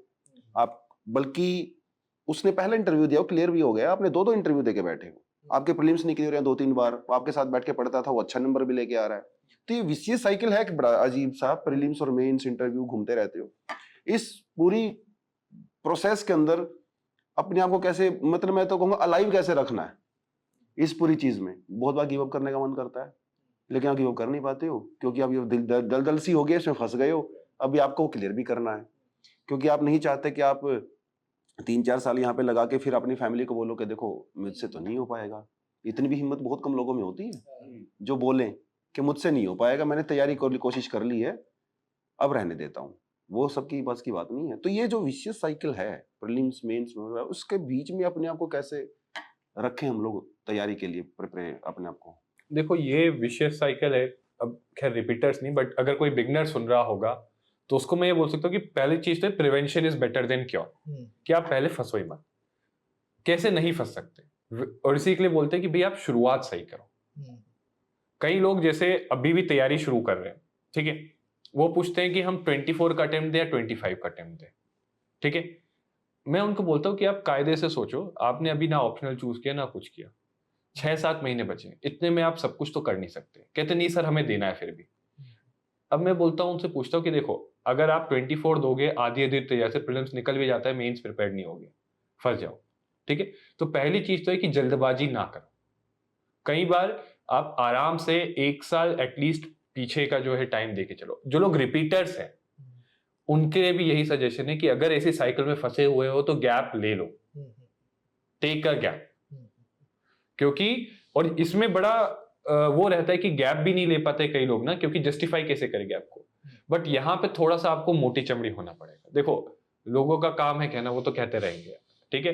अब आप हर किसी को जस्टिफाई कर भी नहीं सकते। आप अपने आप से ऑनेस्ट हो, सिंसियर मेहनत कर रहे हो, अगर आपको लगता है और आपकी फाइनेंशियल एंड अदर कंडीशन, जो पर्सनल कंडीशंस अगर अलाउ करती है, देन टेक अ गैप। अगर नहीं अलाउ करती, मान लो पर्सनल कंडीशंस, हर किसी की अलग अलग सर्कमस्टांसेस होती है, तो उस सिनेरियो में जो है आप प्रिपरेशन को हॉल्ट कर दो। पहले थोड़ा सा कंफर्टेबल हो जाओ जॉब वगैरह लेके, और फिर आप जो है उसको रिस्टार्ट। इसमें जैसे कई स्टूडेंट हम लोग ने ऐसे देखे, कई मेंटर्स भी ऐसे देखे, जैसा बोलते हैं कि बेटा तुमने ऑप्शन चूज नहीं किया, कोई बात नहीं, ठीक है, तुम्हारी मेंस की तैयारी नहीं है, कोई बात नहीं, तुम ऐसा करो, यहाँ पे फीस दे दो, प्रीलिम्स दे दो। प्रीलिम्स के लिए 6-7 महीने तुम्हारे पास हैं, प्रीलिम्स तुम्हारा क्लियर हो जाएगा, वो तो पता ही है मेंस क्लियर नहीं होगा, तो नेक्स्ट टाइम के लिए जब तुम दोगे ना, तुम ऑलरेडी कॉन्फिडेंट होंगे प्रीलिम्स के लिए। उस बीच में आप जो है मेंस की तैयारी कर लो, ऑप्शन की तैयारी कर लो। वो स्ट्रेटजी के बारे में क्या लगता है आपको? सर मुझे मतलब थोड़ा सा यहाँ ये वो लगता है मुझे कि अगर आपके पास लेट्स से 6-7 मंथ्स है तो may be probably you should try for prelims, ठीक है। क्यों ये कह रहा हूँ मैं, देखिएगा why do people repeat something, मतलब 3-4 बार भी अटेम्प्ट क्यों देते हैं? क्योंकि उनको पता है ना कोई और खिला रहा है उनको, समझ गए। ये भी एक सेल्फ अवेयरनेस की बात है कि अगर तुम 3-4 बार अटेम्प्ट दे रहे हो, या इतना आप कहते हो कि 1-1.5 साल भी हम वो लग्जरी ले सकते हैं, बिकॉज यू नो कि somebody is actually giving you money, ठीक है। आप कहीं ना कहीं आपके पेरेंट्स के साथ, उनके साथ भी इनजस्टिस करते हो। आपके पास कंफर्ट है, इसलिए तो कर रहे हो आप। फर्स्ट ऑफ ऑल थिंग ये पहली चीज है। तो इसलिए ट्राई टू मेक श्योर कि जितना भी आपके टाइम पाए ना आपके पास, उस टाइम में उसको क्लियर करने का ट्राई करना। फॉर एग्जाम्पल अगर किसी के पास 7 मंथ्स आर देयर, ओके, तो 7 मंथ्स में आपको नहीं लगता कि वो अगर इस एटीट्यूड से पढ़े कि नहीं मुझे इसी बार प्रीलिम्स क्लियर करना है, तो उसका अच्छा पढ़ाई होगा, या फिर इस एटीट्यूड से पढ़ी कि नहीं नेक्स्ट टाइम मुझे देना है। मैं तो ये कहता हूँ हर अटेम्प्ट ये सोच के दो कि वो लास्ट अटेम्प्ट है। हाँ वही तो अगर 7 मंथ में, अगर जैसे 3-4 दिन पहले और एक स्टूडेंट था हमारे टेस्ट सीरीज के क्लास में, उसने कहा कि सर मैं कुछ दिन से पढ़ रहा हूँ but I am not feeling confident, so I don't feel like giving the attempt of 2024। ठीक है, तो मैंने पहले उसको रियलिटी चेक दिया कि you are not feeling like giving the attempt of 2024। ठीक है, आपके पास 7-8 महीने अब है, आप प्रिपेयर कर रहे हो 2025 का, अब आप सोच रहे हो, आया तो 2024 के लिए आया था, बट नाउ इज थिंकिंग 2025। मैंने कहा तुम बाकी चीजें सोची तुमने कि देयर इज नो गारंटी कि 2025 में तुम्हारा क्लियर होगा या नहीं होगा। ठीक है, सेकंड थिंग है कि तुम इतना कंफर्ट अगर ले रहे हो तो why you are doing this, somebody else is feeding you, इसलिए इतना सारा कंफर्ट कर रहे हो ना। तो ये 1 साल 1.5 साल तुम्हारा चला जाएगा उस पूरे साइकिल में। What if next time doesn't happen, okay, फिर से तुम्हें और कोई फीड कर रहा है और तू उस पे, तो इस तरीके से सोचो तुम कि तुम किसी पे डिपेंडेंट हो, you want to be independent person. Okay, और अगर इंडिपेंडेंट तुम्हें होना है तो मे बी अगर मेरे साथ 7 महीने हैं तो I want to give my best efforts in this also. सोचने की बात यह है कि जो बच्चा भी नहीं दे रहा है उसने अभी गिव अप मार दिया कि मैं तो नहीं दूंगा क्योंकि मेरी तैयारी नहीं है। 6-7 महीने ये वाले हो गए, 1 साल नेक्स्ट वाला हो गया आपके पास, 17-18 महीने अभी आपके पास टाइम है। उस टाइम में आपका एटीट्यूड तो, क्योंकि अभी ऐसा है तब बोलोगे अभी तो बहुत टाइम है, कर लेंगे तैयारी, अभी तो 1.5 साल पड़ा हुआ है। और नहीं, ये आप डेफिनेटली जब सीरियस होंगे ना, आप तभी से जैसे 7 महीने पहले ही सीरियस होंगे, भूल जाओ आपके 17 महीने 18 महीने आप सीरियस रह पाओगे। डेफिनेटली ये एक जो फैक्टर आपने बताया ना बिल्कुल सही है कि इसमें स्टूडेंट को ये देखना चाहिए, और ये किसी को बताना नहीं होता, स्टूडेंट को अपने आप से पूछना है। अगर कोई भी पर्सन इस एग्जाम में मेहनत करने से भाग रहा है कि नहीं दे रहे क्योंकि 7 महीने में इतनी मेहनत नहीं कर पाऊंगा, तो उससे अच्छा तो आप प्रिपरेशन ही छोड़ दो, वो आपका एप्टीट्यूड ही नहीं है, फिर वो नहीं होगा आपका। बट मान लो आप मेहनत कर रहे हो, ठीक है, कई बार कई स्टूडेंट के साथ कुछ बीच में कुछ हो जाता है, अपहीवल आ जाता है, या कभी कभी हम लोग भी ये बोलते हैं कि आप भर दो, बट कभी कभी ये होता है कि थोड़ा सा अगर टाइम लेके प्रिपेयर करते हो, क्योंकि इसमें होता क्या कि अगर हम साइकिल देखें तो जैसे मैं बता रहा था कि ये पूरी साइकिल ऐसी होती है कि आगे जाके फिर आपको टाइम नहीं मिलेगा ज्यादा एड ऑन करने के लिए। फर्स्ट साइकिल में जिस एंथुसियाज्म से कोई पढ़ता है, जिस उससे रिगर से कोई पढ़ता है, वो सब्सिक्वेंट साइकिल्स में नहीं पढ़ता। तो कोशिश आइडियली, अगेन देखो हर चीज होती है आइडियल होती है ना, मतलब ट्राई ये करना चाहिए, अगर नहीं होता तो फिर हम सेकंड बेस्ट हो, बट कोशिश ये करनी चाहिए कि थोड़ा सा 1 साल का टाइम तो आप लेके चलो इस एग्जाम के लिए, ताकि आप एक जस्टिफाइड अमाउंट ऑफ एफर्ट दे पाओ। जो स्टूडेंट 1 बार 2 बार 3 बार अटेम्प्ट दे चुके हैं, प्रीलिम्स नहीं हुआ या प्रीलिम्स हुआ भी, मेंस में बहुत पुअर स्कोर आया है, तो उनमें तो सबसे ज्यादा एक बार यही रहती है कि सर ये जितनी मेरे पास नोट्स हैं सब मैं पढ़ चुका हूँ, अपना बेस्ट दे चुका हूँ। ये एक बहुत सुनने को मिलता है कि तुम तैयारी करो, हाँ सर मैं अपना बेस्ट दूंगा। तुम्हारा बेस्ट काफी नहीं है, तुम्हारा बेस्ट सिर्फ 4 ही घंटे का है, तो क्या यूपीएससी वो सिलेक्शन ले लेगा?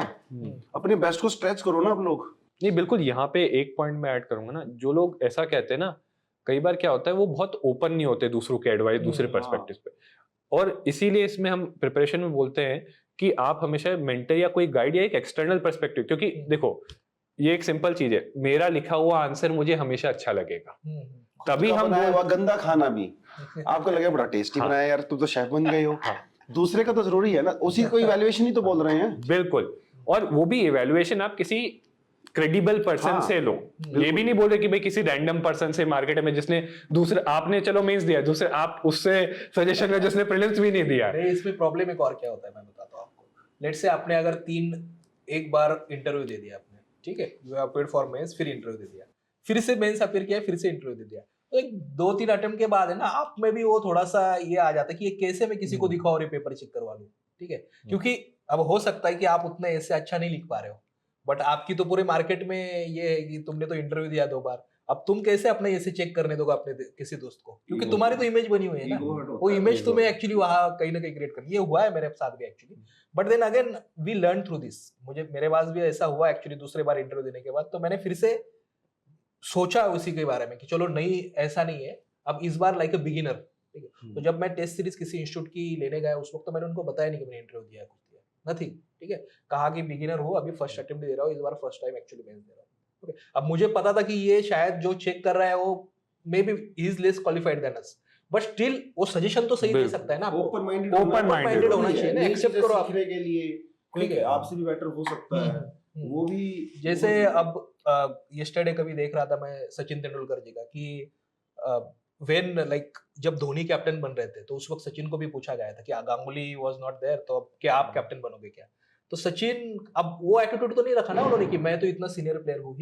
उसका किसका नाम दिया उन्होंने? यहाँ धोनी का नाम दे दिया। Why? Because he saw something in कि ये रेडी है, he can do this particular thing, तो मैं सचिन हूँ, ये सब तो यही तो आपको ग्रेट बनाता है। लेकिन ये कब सीखते हैं हम? वो प्रोसेस से जाने के थ्रू। इसीलिए मैं कहता हूँ कि ये जो मोटिवेशन देते हैं ना, they haven't gone through that process, तो उनको पता ही नहीं कि एग्जैक्टली क्या हो क्या रहा है। होता जो प्रोसेस से गया है ना, उससे पूछो। जो आपने पहले भी सर कहा था कि टिप ऑफ द आइसबर्ग होता है बस ऊपर, उसके पीछे क्या क्या होता है ये आपको उस मोटिवेशन से या बस एक थोड़ा वीडियो देखने से ये पता नहीं चलता है। अब एक स्टूडेंट है, वो पढ़ने में ठीक रहा होगा, स्कूल कॉलेज में बढ़िया रहा है, उसने हमेशा सेल्फ स्टडी ही किया है। तो जब वो यूपीएससी का सिलेबस देख रहा है तो उसको लगा ये तो मैं खुद कर सकता हूँ। बच्चे ने सेल्फ स्टडी किया, उसका नहीं हुआ। सेकंड टाइम फिर उसने सेल्फ स्टडी किया, उसका प्रीलिम्स नहीं हुआ। अब वो ये कंफ्यूज्ड है, क्या मैं कोचिंग लूं? अब उसको ये लगता है कि मैं कोचिंग लेता हूँ, पढ़ा तो तूने सब कुछ है पहले से, 2 साल में तूने ठीक ठाक पढ़ा ही है, अब कोचिंग लूं या मेंटरिंग के लिए जाऊं खाली, क्योंकि पढ़ा तुमने है। और ओआरएन में तो ऐसे भी बच्चे हैं, इवन आजकल तो ऑनलाइन इतना सस्ता कोचिंग हो गया है, बच्चों का जब तक सिलेक्शन नहीं होता कोचिंग ले ही रहे हैं। 2-3 साल तक कोचिंग ही ले रहे हैं। 2-3 साल के तो पैकेज ऐसे निकल रहे हैं। 2-3 साल के पैकेज निकल रहे हैं। मतलब वो मान के चल रहे हैं कि ये 2 साल 3 साल में होगा। वो करेगा ही करेगा। तो ये कोचिंग का क्या यहाँ पे रोल आ जाता है, क्या लगता है आपको? देखो वो सर, एक फिर से अब जैसे आपने कहा ना कि आजकल हम कहते हैं डेटा फ्री है, ठीक है, तो डेटा मतलब काफी कम सस्ते दाम में हमें मिल गया है, काफी दिन तो फ्री भी था, तो फिर लेकिन डेटा फ्री है, टाइम फ्री नहीं है ना तुम्हारा। We don't understand that particular thing. तुम्हें डेटा तो काफी सस्ता मिल गया है, लेकिन टाइम तुम कितना बर्बाद कर रहे हो। उसी तरीके से ये जो लेसर कॉस्ट में, क्वालिटी के बारे में नहीं कह रहा हूँ, you can go for like 1.5 lakh की कोचिंग भी या विदाउट कोचिंग भी, लेकिन फिर बस कोई सस्ता है इसलिए 2-3 साल उसको पढ़ते रहो, उसकी कोई फायदा नहीं है एक्चुअली। और दूसरी ये है कि कोचिंग, ऐसा नहीं कि कोचिंग जरूरी है हमेशा, you don't need that every time, ऐसा it is not indispensable thing. First of all it can be important, आपका लर्निंग कर्व थोड़ा शॉर्ट करता है, but it is not indispensable कि उसके बिना आपका नहीं होगा। First of all that is one thing. Second thing, कि खुद को असेस करना, कि आपको लगता है कि कोचिंग हमने करनी चाहिए नहीं करना चाहिए। कभी कभी ऐसा भी हो सकता नहीं कि एक सब्जेक्ट आपको अच्छे से ठीक है, तो maybe you can go to on YouTube first, और अगर आपको लगता है कि यूट्यूब पे उसका मटेरियल मुझे मिल रहा है तो ठीक है, नहीं है तो फिर you opt for that module only. अगर वो भी आपको लगता है कि नहीं, अब मेरा स्ट्रैटेजी में, मोटिवेशन में मुझे इशू हो रहा है, या जो हम ये बैकग्राउंड की बातें कर रहे हैं ना, जो इश्यूज है आपको, तो उस केस में आवाज बस मेंटर्स देखना। मेंटर्स भी आपको ऐसा नहीं कि किसी इंस्टीट्यूट के भी चाहिए, अगर आपके घर में कोई है, आपके पहचान का कोई है जिसने इंटरव्यू दिया है, इस प्रोसेस से है, टॉपर की पहचान है, तो उससे आप मेंटरिंग करना। नहीं तो फिर जो इंस्टीट्यूट्स के होते हैं मेंटरशिप, उसमें आप एनरोल कर लीजिएगा। ऐसा नहीं, कई बार मैंने इतने मतलब अच्छे समझदार बच्चे देखे हैं, प्रीलिम्स दे रहे हैं, वो नहीं हो पा रहा है, बट वो अपने आप का एनालिसिस डाल रहे हैं अपने उसमें एफर्ट में, उनको ये पता है कि ये सब्जेक्ट तो मेरा ठीक है, मान लो पॉलिटी, ज्योग्राफी, इकोनॉमी जो भी है, लेकिन इस सब्जेक्ट में तुम्हें दिक्कत है। अब वो बच्चे क्या करना, ऑनलाइन कोचिंग ज्वाइन कर रहे हैं, उसी सब्जेक्ट को पढ़ रहे हैं जिसमें उनका वीकनेस था, उनको पता है तुमने इसमें इंप्रूव करना है, बाकी सारे सब्जेक्ट तो तुम ठीक ठाक कर ही रहे हो। कुछ ऐसे बच्चे भी रहते हैं, उन लोगों ने देखा है। तो जरूरी नहीं है कि जब आप कोचिंग का पैकेज ले ही रहे हो, आपने अपने आप को देखना है कि आप कहाँ पे स्टैंड कर रहे हो।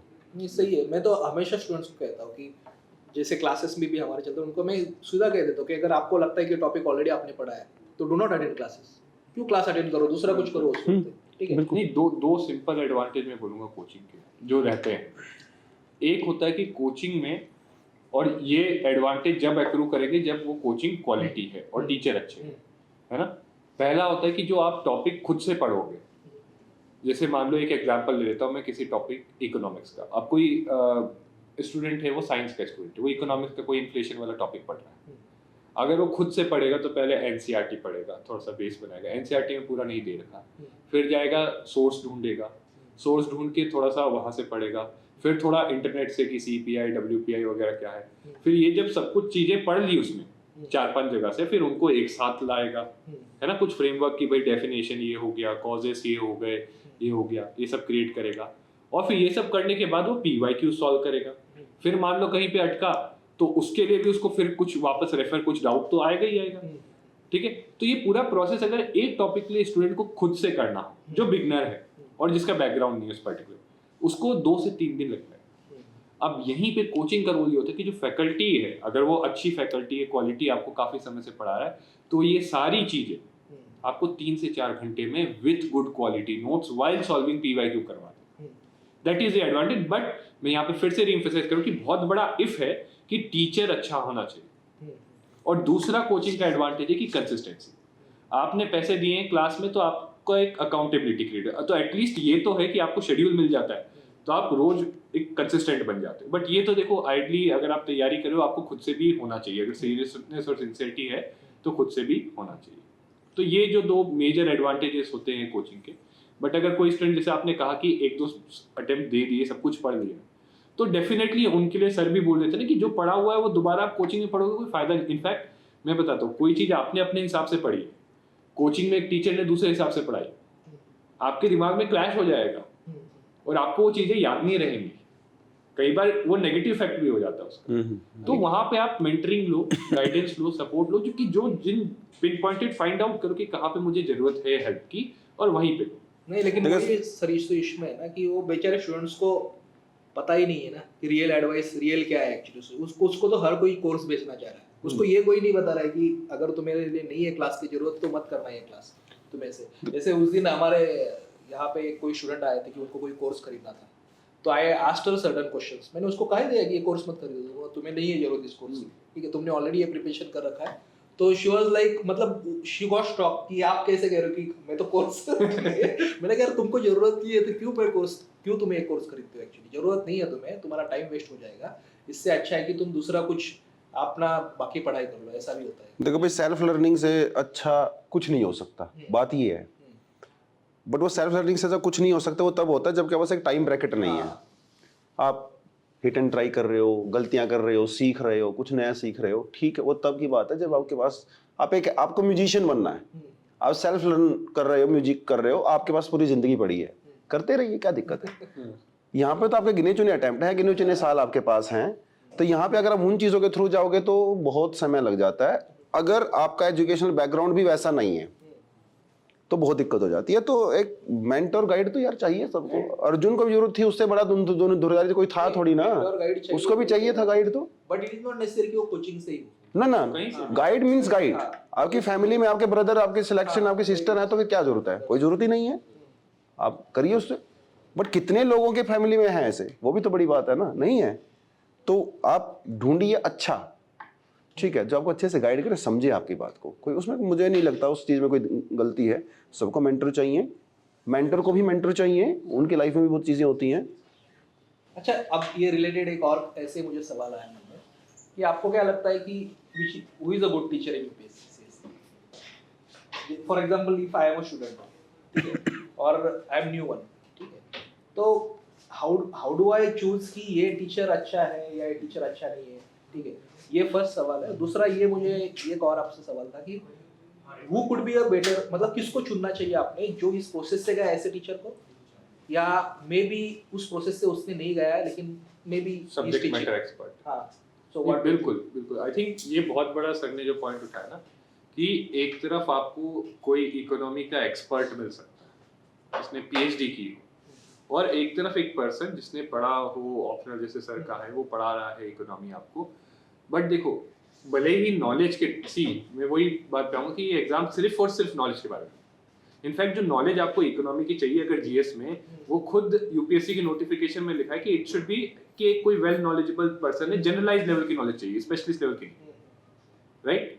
तो उसमें आपको more than knowledge you have to know the application of knowledge as well as, कि नॉलेज के साथ साथ ही आपको पता होना चाहिए इस नॉलेज को मैं कैसे अप्लाई करूंगा, प्रीलिम्स में क्वेश्चन आया, मेंस में कोई आंसर लिखना है तो। और ये ट्रेंड तो 10-12 साल से चला है, हर सब्जेक्ट के लिए अलग एक्सपर्ट। अदरवाइज 12 साल 15 साल पहले एक ही टीचर सारे सब्जेक्ट पढ़ा रहा था, क्योंकि आपको जनरल नॉलेज चाहिए, आपका एक्सपर्ट नहीं बनना है। मेरे साथ ना एक पर्सनल इंसिडेंट हुआ था ऐसे, जब मैंने शुरुआत में जो है टीचिंग वर्क करना शुरू किया था, तो मैंने ध्येय IAS ज्वाइन किया था, ठीक है।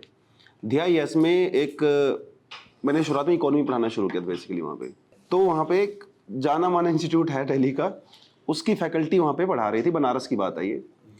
That person is around 70 to 73, ठीक है, बहुत ज़बरदस्त नॉलेज है, हार्वर्ड वगैरह से PhD करके आए हैं, बहुत सारी बुक्स भी उन्होंने पब्लिश करी है। जब वो बच्चों को पढ़ाने लगे, उनका नॉलेज बेस इतना ज़्यादा है, प्रोफेसर हैं वो, बुक्स वगैरह पब्लिश करी हैं, बहुत जाने मानी है। वो यूपीएससी परस्पेक्टिव से बच्चों को नहीं पढ़ा पा रहे हैं, सब बाउंसर जा रहा है, इतने रिप्यूटेड पर्सन है। बच्चों ने कंप्लेंट कर दिया, मैनेजमेंट को, सर ऐसे ऐसे करके बात है। फिर मुझे, और मैं भी उसी कोचिंग से पढ़ा हुआ, ठीक है, उन्हीं सर से मैं पढ़ा हुआ हूँ। अब मैं वहाँ पे गया तो उन्होंने एक्चुअली, वो फ्लैट में ऐसे 2 रूम थे, तो मुझे सेपरेट जब रूम दिया गया तो उन्होंने मुझे बोला सर आप 1 घंटे के लिए बाहर मत निकले, क्योंकि इनकी पैकिंग कर रहे हैं, तो ये जाएंगे यहाँ से तब बाहर निकलना, वैसे भी आपको जानते हैं क्योंकि आप इनके स्टूडेंट रहे। क्योंकि मैं यंग हूँ, प्रोसेस में से गुजरा हूँ, उन्होंने कभी अटेम्प्ट नहीं दिया, वो तो प्रोफेसर हैं, ठीक है, उसको मैं जानता हूँ चीज़ों को कितने हिसाब से है, तो एक कनेक्शन ही होता है बच्चों के साथ। जब मैं वहाँ पे गया 2-3 दिन जब अच्छे से इकोनॉमी पढ़ाया तो फीडबैक यही था कि ये सर उनसे बहुत बेटर है, जबकि नॉलेज बेस मेरा उनके शायद आधा भी नहीं होगा। तो सब्जेक्ट मैटर एक्सपर्ट के साथ साथ यूपीएससी के पर्सपेक्टिव से आप नॉलेज को कैसे डाल रहे हो। एक टीचर को नॉलेज बहुत हो सकती है, लेकिन हो सकता है अच्छा आंसर ना लिख पा रहा हूँ, आपको नहीं बता पा रहा हूँ कि यहाँ से कैसे इंट्रोडक्शन लिखना, कंक्लूजन, क्योंकि अब यूनिवर्सिटी के एग्जाम की डिमांड अलग है, आपकी यूपीएससी की डिमांड उसकी अलग है, तो वो चीज़ भी मैटर करती है। आप उस प्रोसेस से निकले हो, बहुत मैटर करता है। बिल्कुल। यहाँ एक फैक्टर सर मैं एक और ऐड करना चाहूंगा, आपने आंसर लिखने इसकी बात की ना, तो एक सबसे ऑब्जेक्टिव फैक्टर जो है जिससे कोई भी स्टूडेंट जज कर सकता है कि जो मुझे पढ़ाया जा रहा है उससे मुझे फायदा होगा या नहीं होगा, वो है पीवाईक्यूज। और देखो, आप अगर प्रीवियस ईयर क्वेश्चन कोई भी टॉपिक जैसे किसी भी कोचिंग में हो, ठीक है, और ये इनफैक्ट आयरनी ये है कि यहाँ पे कुछ स्टूडेंट्स हमारे पास आते भी हैं, उनको हम बोलते हैं, वो करते हैं, तब उनको रियलाइज होता है कि जो फैकल्टी पढ़ा रही है, भले ही क्लास बहुत इंटरेस्टिंग है, चुटकुले उटकुले सब कुछ चल रहे हैं, बट शायद से वो 2-2.5 घंटे से उनको वो नहीं मिल रहा जिससे एग्जाम क्लियर। सिंपल है, जो पढ़ने जा रहे हैं उसके पीवाईक्यूज पहले देख के जाओ, और पढ़ने के बाद उसके पीवाईक्यूज करने की कोशिश करो। और ये उस फैकल्टी को भी समझ में आना चाहिए ना, they don't understand one thing कि वो फैकल्टी का फेस देख के there are people who travel from such a long places और वो आके आपके यहाँ पे तैयारी कर रहे हैं, ओके। और जो लोग, वो बंदा जब आता है तैयारी करने, तो it's not only about that person, उसके फैमिली के बारे में वो भरोसा रख के आपको भेजते हैं वहाँ पे। उसने इन्वेस्ट टाइम है, मनी इन्वेस्ट किया होता है, मे बी उसके पापा ने कुछ वहाँ बाकी चीजों का भी मतलब लोन लेके उसको शायद पैसा दे रहे होते, और यहाँ आके अगर उनको पढ़ा नहीं रहे हो आप अच्छे से, और प्रॉब्लम ये होता है ना कि वो नया होता है, उसको नहीं पता ना कि वेदर इज टीचिंग राइट और रॉन्ग थिंग, उसको लगता है मोटिवेशन काफी अच्छा मिल गया, जोक तो काफी अच्छे सुन रहे हैं। इसमें वही सर सितेंद्र सर का पॉइंट आता है ना, कि जो आपको पढ़ा रहा है अगर वो इस प्रोसेस के थ्रू गो थ्रू किया है, तो वो समझता है कि आप कितनी एक्सपेक्टेशन से आए हो, और वो एक्सपेक्टेशन टूटने का दर्द क्या होता है। ठीक है ना, सही है। तो फिर वो एक सेंस ऑफ रिस्पॉन्सिबिलिटी के साथ पढ़ाता है कि आपको कि यार जो चीजें कई बार हम भी सोचते हैं कि यार काश ये चीजें जैसे हमें पहले पता हो, है ना, तो हमारा पूरा एम यही रहता है कि यार ये चीजें जो है, ये पर्सन भी हमारे जैसा ही है, आया है, ये वो चीजें फेस ना करे, तो इसको बिफोर हैंड वो सब चीजें, वो सब तरीके जो है पता रहे। कल की बात है, क्लास ले रहा था मैं, उसमें इंटरनेशनल टाइम जोन, वो सारा अर्थ की रोटेशन वगैरह, वो सब लॉन्गिट्यूड लैटिट्यूड वगैरह वो सब पढ़ा रहा था। 3 डायमेंशन में थोड़ा इमेजिन करना बच्चों के लिए डिफिकल्ट है, तो इतना आसान टॉपिक नहीं है वो जितना लगता है। अब उसमें कॉन्सेप्ट जब अंदर जाते हैं तो बच्चे कहते हैं कि सर ये यूपीएससी के लिए पढ़ना है क्या, इतना डिफिकल्ट कॉन्सेप्ट नहीं समझ में आ रहा है, बाउंसर जा रहा है, जरूरी है क्या।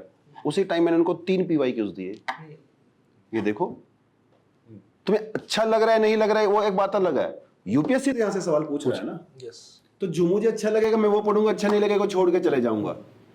ये यूपीएससी को थोड़ी पता है कि इस बच्चे को अच्छा लग रहा था तो यहाँ से सवाल पूछ लो, वो तुम्हारे हिसाब से नहीं चलेगा भाई, ठीक है। ओखली में मुंह दिया तो फिर मूसलों से डरना नहीं, अच्छा लगे ना लगे डजंट मैटर। इस एग्जाम की जो रिक्वायरमेंट है आप उसे पूरा करना पड़ेगा। Exam oriented, that's what exam oriented study and teaching, वो दोनों चीजें होनी चाहिए। और एग्जाम ओरिएंटेशन कैसे पता चलेगा, सीधी पीवाईक्यूज, ठीक है, या नॉर्मल टेस्ट सीरीज भी कम से कम सॉल्व कर पाए रहे हो कि नहीं, वो देखना आप, ठीक है, नहीं तो पता चला सारा इंस्पिरेशन आपको सब मिल गया है, ठीक है। और ये देखिए सर, ये इसमें लेवल्स है एक्चुअली, अगर देखा जाए तो, कि जैसे मुझे याद है व्हेन आई वाज प्रिपेयरिंग, तो कुछ मेरे जो रूममेट्स है they used to go to a very big institute, ठीक है, और वहाँ एक फैकल्टी उस वक्त उनको कुछ सब्जेक्ट पढ़ा रही थी, उनका नाम तो मैं नहीं लूँगा, ठीक है, तो वो पढ़ाते तो अच्छा थे, ठीक है, बट उसमें एग्जाम ओरिएंटेशन बिल्कुल नहीं था। उसमें अगर he is teaching for 2.5 hours तो हार्डली 15 मिनट्स का ऐसा होगा जो एग्जाम में कुछ काम आ सकता है, बाकी तो वही मोटिवेशन जोक सब कुछ चल रहा है। अब ये फर्स्ट फेज ऐसा होता है प्रिपरेशन की, ये नया बच्चा है, ये जाता है, he has got so much influence by that कि क्या सर पढ़ाते हैं भैया, मुझे आके बोल रहा है क्या सर भैया पढ़ाते हैं, ये सब कुछ बहुत बढ़िया है, ठीक है, हो गया। फिर 2-4 दिन ऐसे इन्फ्लुएंस हुआ, फिर आता है फर्स्ट टेस्ट का दिन, ठीक है, तो इंस्टीट्यूट की फर्स्ट टेस्ट होती है, टेस्ट होने के बाद उसको समझ में आ रहा है कि एक भी क्वेश्चन तो मुझे जो पढ़ा है उसमें से एक भी क्वेश्चन मैं सॉल्व नहीं कर खुद के इंस्टीट्यूट का टेस्ट नहीं आ रहा है, खुद के इंस्टीट्यूट का, वो तो UPSC और का फिर छोड़ मुझे दो। आके वो डाउट मैं उसके क्लियर कर रहा हूँ, ठीक है। अब मैं भी पढ़ ही रहा हूँ एक्चुअली, बट ऑलरेडी मैं थोड़ा सा इंटरव्यू उस वक्त दे चुका, तो मैं उसका डाउट सारे क्लियर कर रहा हूँ, ठीक है। और वो पढ़ने वहां जा रहा है और फिर वही 6-7 महीने के बाद उसी फैकल्टी को गालियां दे रहा है, ठीक। तो ये साइकिल है, मतलब शुरुआत में इतने हाई पे होते हो आप, फिर जैसे जैसे रियलिटी समझ में आती है तो आप ऐसा करो, लेकिन प्रॉब्लम इसमें होता है कि आपका साल चला जाता है, आपका नुकसान, मतलब जब वेकअप कॉल होता है ना तो उसमें साल टाइम चला से जाता है। कीमती कुछ नहीं है इस हाँ, दुनिया में, यही एक ऐसी चीज़ है जो वापस नहीं आ सकती, लीनियर होता है। तो टाइम तो समझना बहुत ज़्यादा ज़रूरी है। जब यूपीएससी की तैयारी में नए नए आते हैं तो ज़्यादा समझ होती नहीं है, किसी सीनियर ने कुछ बोल दिया तो चलो भाई ये कर लो, किसी सीनियर ने दूसरा चेंज बोल दिया तो वो कर लो। मेरे साथ हुआ, पहले सोशियोलॉजी ऑप्शन ले लिया, फिर संस्कृत ले लिया, फिर ज्योग्राफी ले लिया। अब कई स्टूडेंट कह रहे थे 2-3 बार प्रीलिम्स नहीं हुआ, प्रीलिम्स हो भी गया, मेंस लिख रहे हैं, उस ऑप्शन से मेंस नहीं क्लियर हो रहा है, फिर ऑप्शन नहीं क्लियर नहीं हो रहा है, तो मुझे लगता है ऑप्शन चेंज करें कि ना करें। अब ये इतना ट्रेंड नहीं है, कुछ सालों पहले तक ऑप्शन चेंज करना बहुत नॉर्मल चीज़ हुआ करती थी, हाथ पैर मारना, चलो इससे नहीं होता शायद इससे हो जाएगा, इससे नहीं हो सकता, अरे वो तो पहले वाला अच्छे से पढ़ लो। सर मुझे तो इसमें मजा नहीं आ रहा ऑप्शनल में, मजे के लिए तो फिर पढ़ोगे तो फिर अब तो फिर पंचतंत्र की कहानी ही पढ़ लो, मजा ही लेना तो रील्स देख लो भाई। यूपीएससी की तैयारी में तुम्हें मजा आएगा, कोई नहीं मिलेगा ऐसा बोलने वाला मजा आ रहा है। It's a hard job, professional job है ये। नहीं, वो शुरुआत में आप शायद प्रोसेस एंजॉय कर सकते हो, जैसे मैं भी पहले नई नई चीजें सीखने को मिलती है, शुरुआत में बस कर लो कि लाइक शुरुआत जब if you are starting it you should enjoy the process enjoy मतलब क्या है कि if I am reading the newspaper today तो मेरे में वो एक्साइटमेंट होनी चाहिए कि हाँ आज क्या न्यूज़ हो सकती है, आज मैं क्या पढ़ सकता हूँ।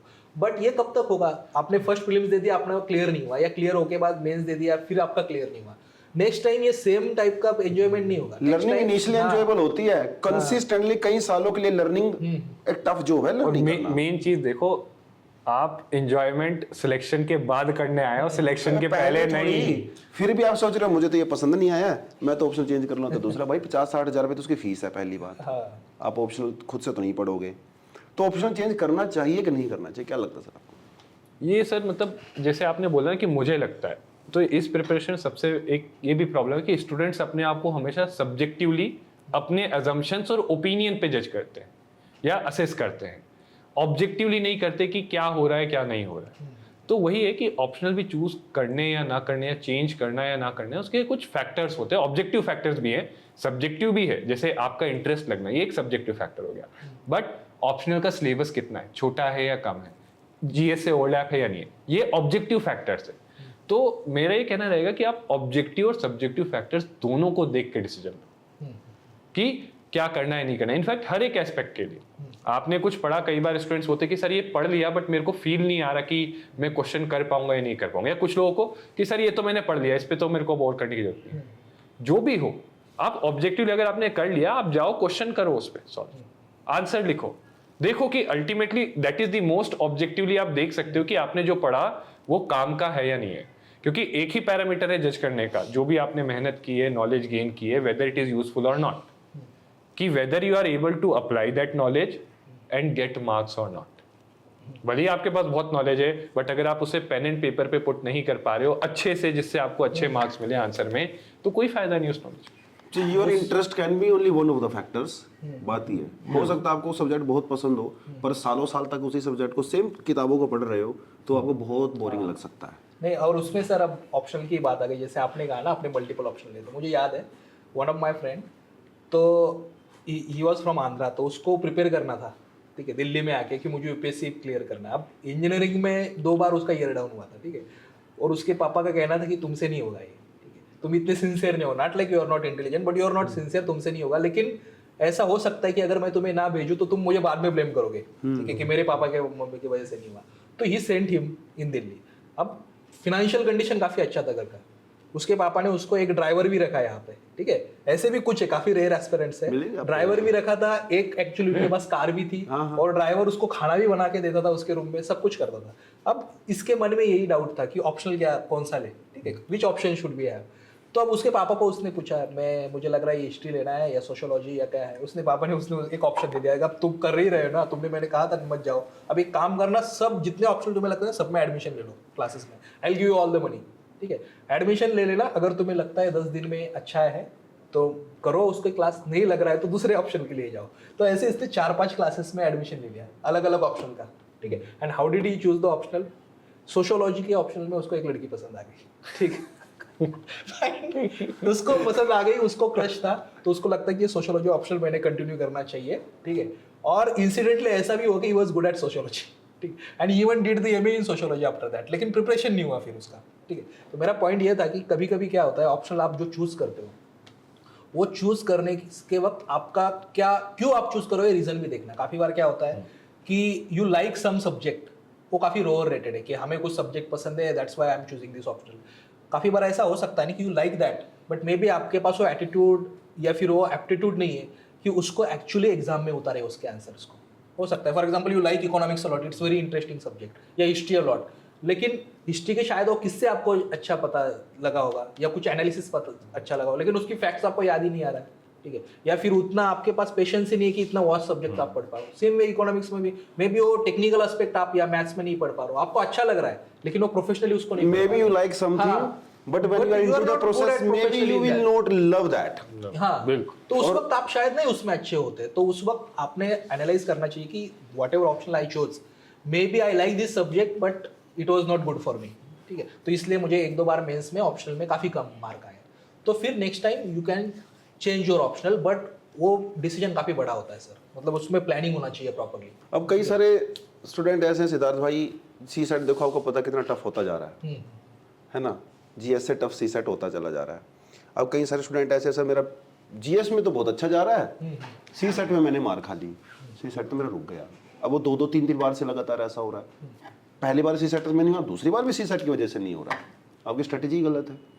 तो सी सेट को कितना इंपॉर्टेंस देना चाहिए यहाँ पे इस प्रोसेस में? सी सेट का मैं बोलूँगा कि डेफिनेटली यूपीएससी ने क्वेश्चंस की डिफिकल्टी लेवल बढ़ाई है, बट दूसरी साइड ये देखो आपको 66 मार्क्स चाहिए। अगर फिर से आप ऑब्जेक्टिवली बैठोगे इजी क्वेश्चन से, बट क्या हुआ इस बार भी कि भाई पैनिक कर गए, जो पैनिक और कंपोजर नहीं रख पाए वो तो सी सेट इजी भी आएगा तो भी लूज आउट कर जाएगा, है ना। दूसरी चीज ये कि सी सेट इज नेग्लेक्टेड, लोग उसको नेग्लेक्ट करके ही जाते हैं। चाहे अब तो फिर अब खैर इतना सब कुछ हो गया है तो अब जो है कोचिंग्स भी डेडिकेटेड सी सेट वगैरह दे रही हैं, बट फिर से वो देखने की क्या अब क्या हो रहा है कि सब कुछ पढ़ लो आप। इट्स मोर अबाउट कि अब सी सेट में 200 में से आप ऐसे ले आओ कि 100 के ऊपर इस टाइप से जो है जा रहा है, बट आपको यहाँ पे एक बैलेंस अचीव करना पड़ेगा। अगेन आप कर क्या सकते हो, एक जो प्रैक्टिकल स्ट्रैटेजी हो सकती है, आप हर एक टॉपिक लो, उस टॉपिक के क्वेश्चंस लो, करो। अगर आपसे हो रहे हैं क्वेश्चंस और बहुत ज़्यादा टाइम लग रहा है तो कोई बात नहीं, बस फिर प्रैक्टिस का मैटर है, वो सॉल्व हो जाएगा। बट अगर नहीं हो रहे, इस टिप्स एंड ट्रिक्स ही नहीं समझ में आ रही, क्या फॉर्मूले वगैरह क्या लगने हैं यही नहीं समझ में आ रहा, तो फिर आपको वहाँ पे डेफिनेटली कुछ ना कुछ थोड़ा सा सपोर्ट, कोचिंग वगैरह, गाइडेंस का लेना पड़ेगा। थैंक गॉड जब मैं प्रिपेयर कर रहा था सीसे इतना टफ नहीं आता था। अब तो इंजीनियर आईआईटी वाले भी क्या दे दिया ये, वो नहीं हो रहे हैं questions. I tried solving last years paper, अभी 2023 हर बार मेरा एक्सरसाइज होता है कि जब भी पेपर कंप्लीट हो तो जब भी अपलोड होता है कहीं पे तो उसको खुद सॉल्व करके देखो। GS1 तो कैसे पास होगा है, ठीक है, लेकिन CSAT was very difficult. Of course practice भी नहीं थी but it was a difficult paper. CSAT के टीचर्स खुद कहना कि हमसे ना हो पाएगा। देखिए सीसेट का प्रॉब्लम देखो क्या है क्या, सीसेट मतलब वो क्रिकेट की अगर एनालॉजी दो ना, it is like fielding.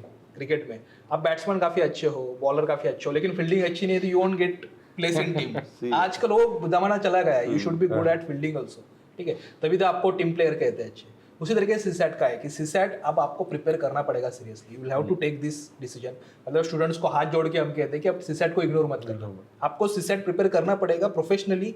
At least ऐसा नहीं कि कोचिंग वगैरह लेना है, लेकिन 2 आवर्स 3 आवर्स, ठीक है, उसका प्रिपेयर कर को आप कर रहे हो। और मैंने काफी सारी यूट्यूब वीडियोस देखे। लैंग्वेज का पेपर मेंस में कितना टफ आ रहा है। हाँ, वो भी टफ आ रहा है। वो हिंदी वाला, वो एक स्टूडेंट आया, सर मैं तो हिंदी में ही टक जाऊंगा मुझे ऐसा लग रहा है।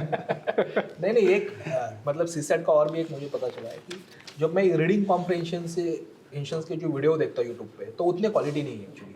मतलब वो यही है ना कि पिछले साल के जिसको आंसर पता है वो आंसर्स पहले मन में रखता है और फिर रीडिंग कॉम्प्रिहेंशन एक्चुअली सिखाता है।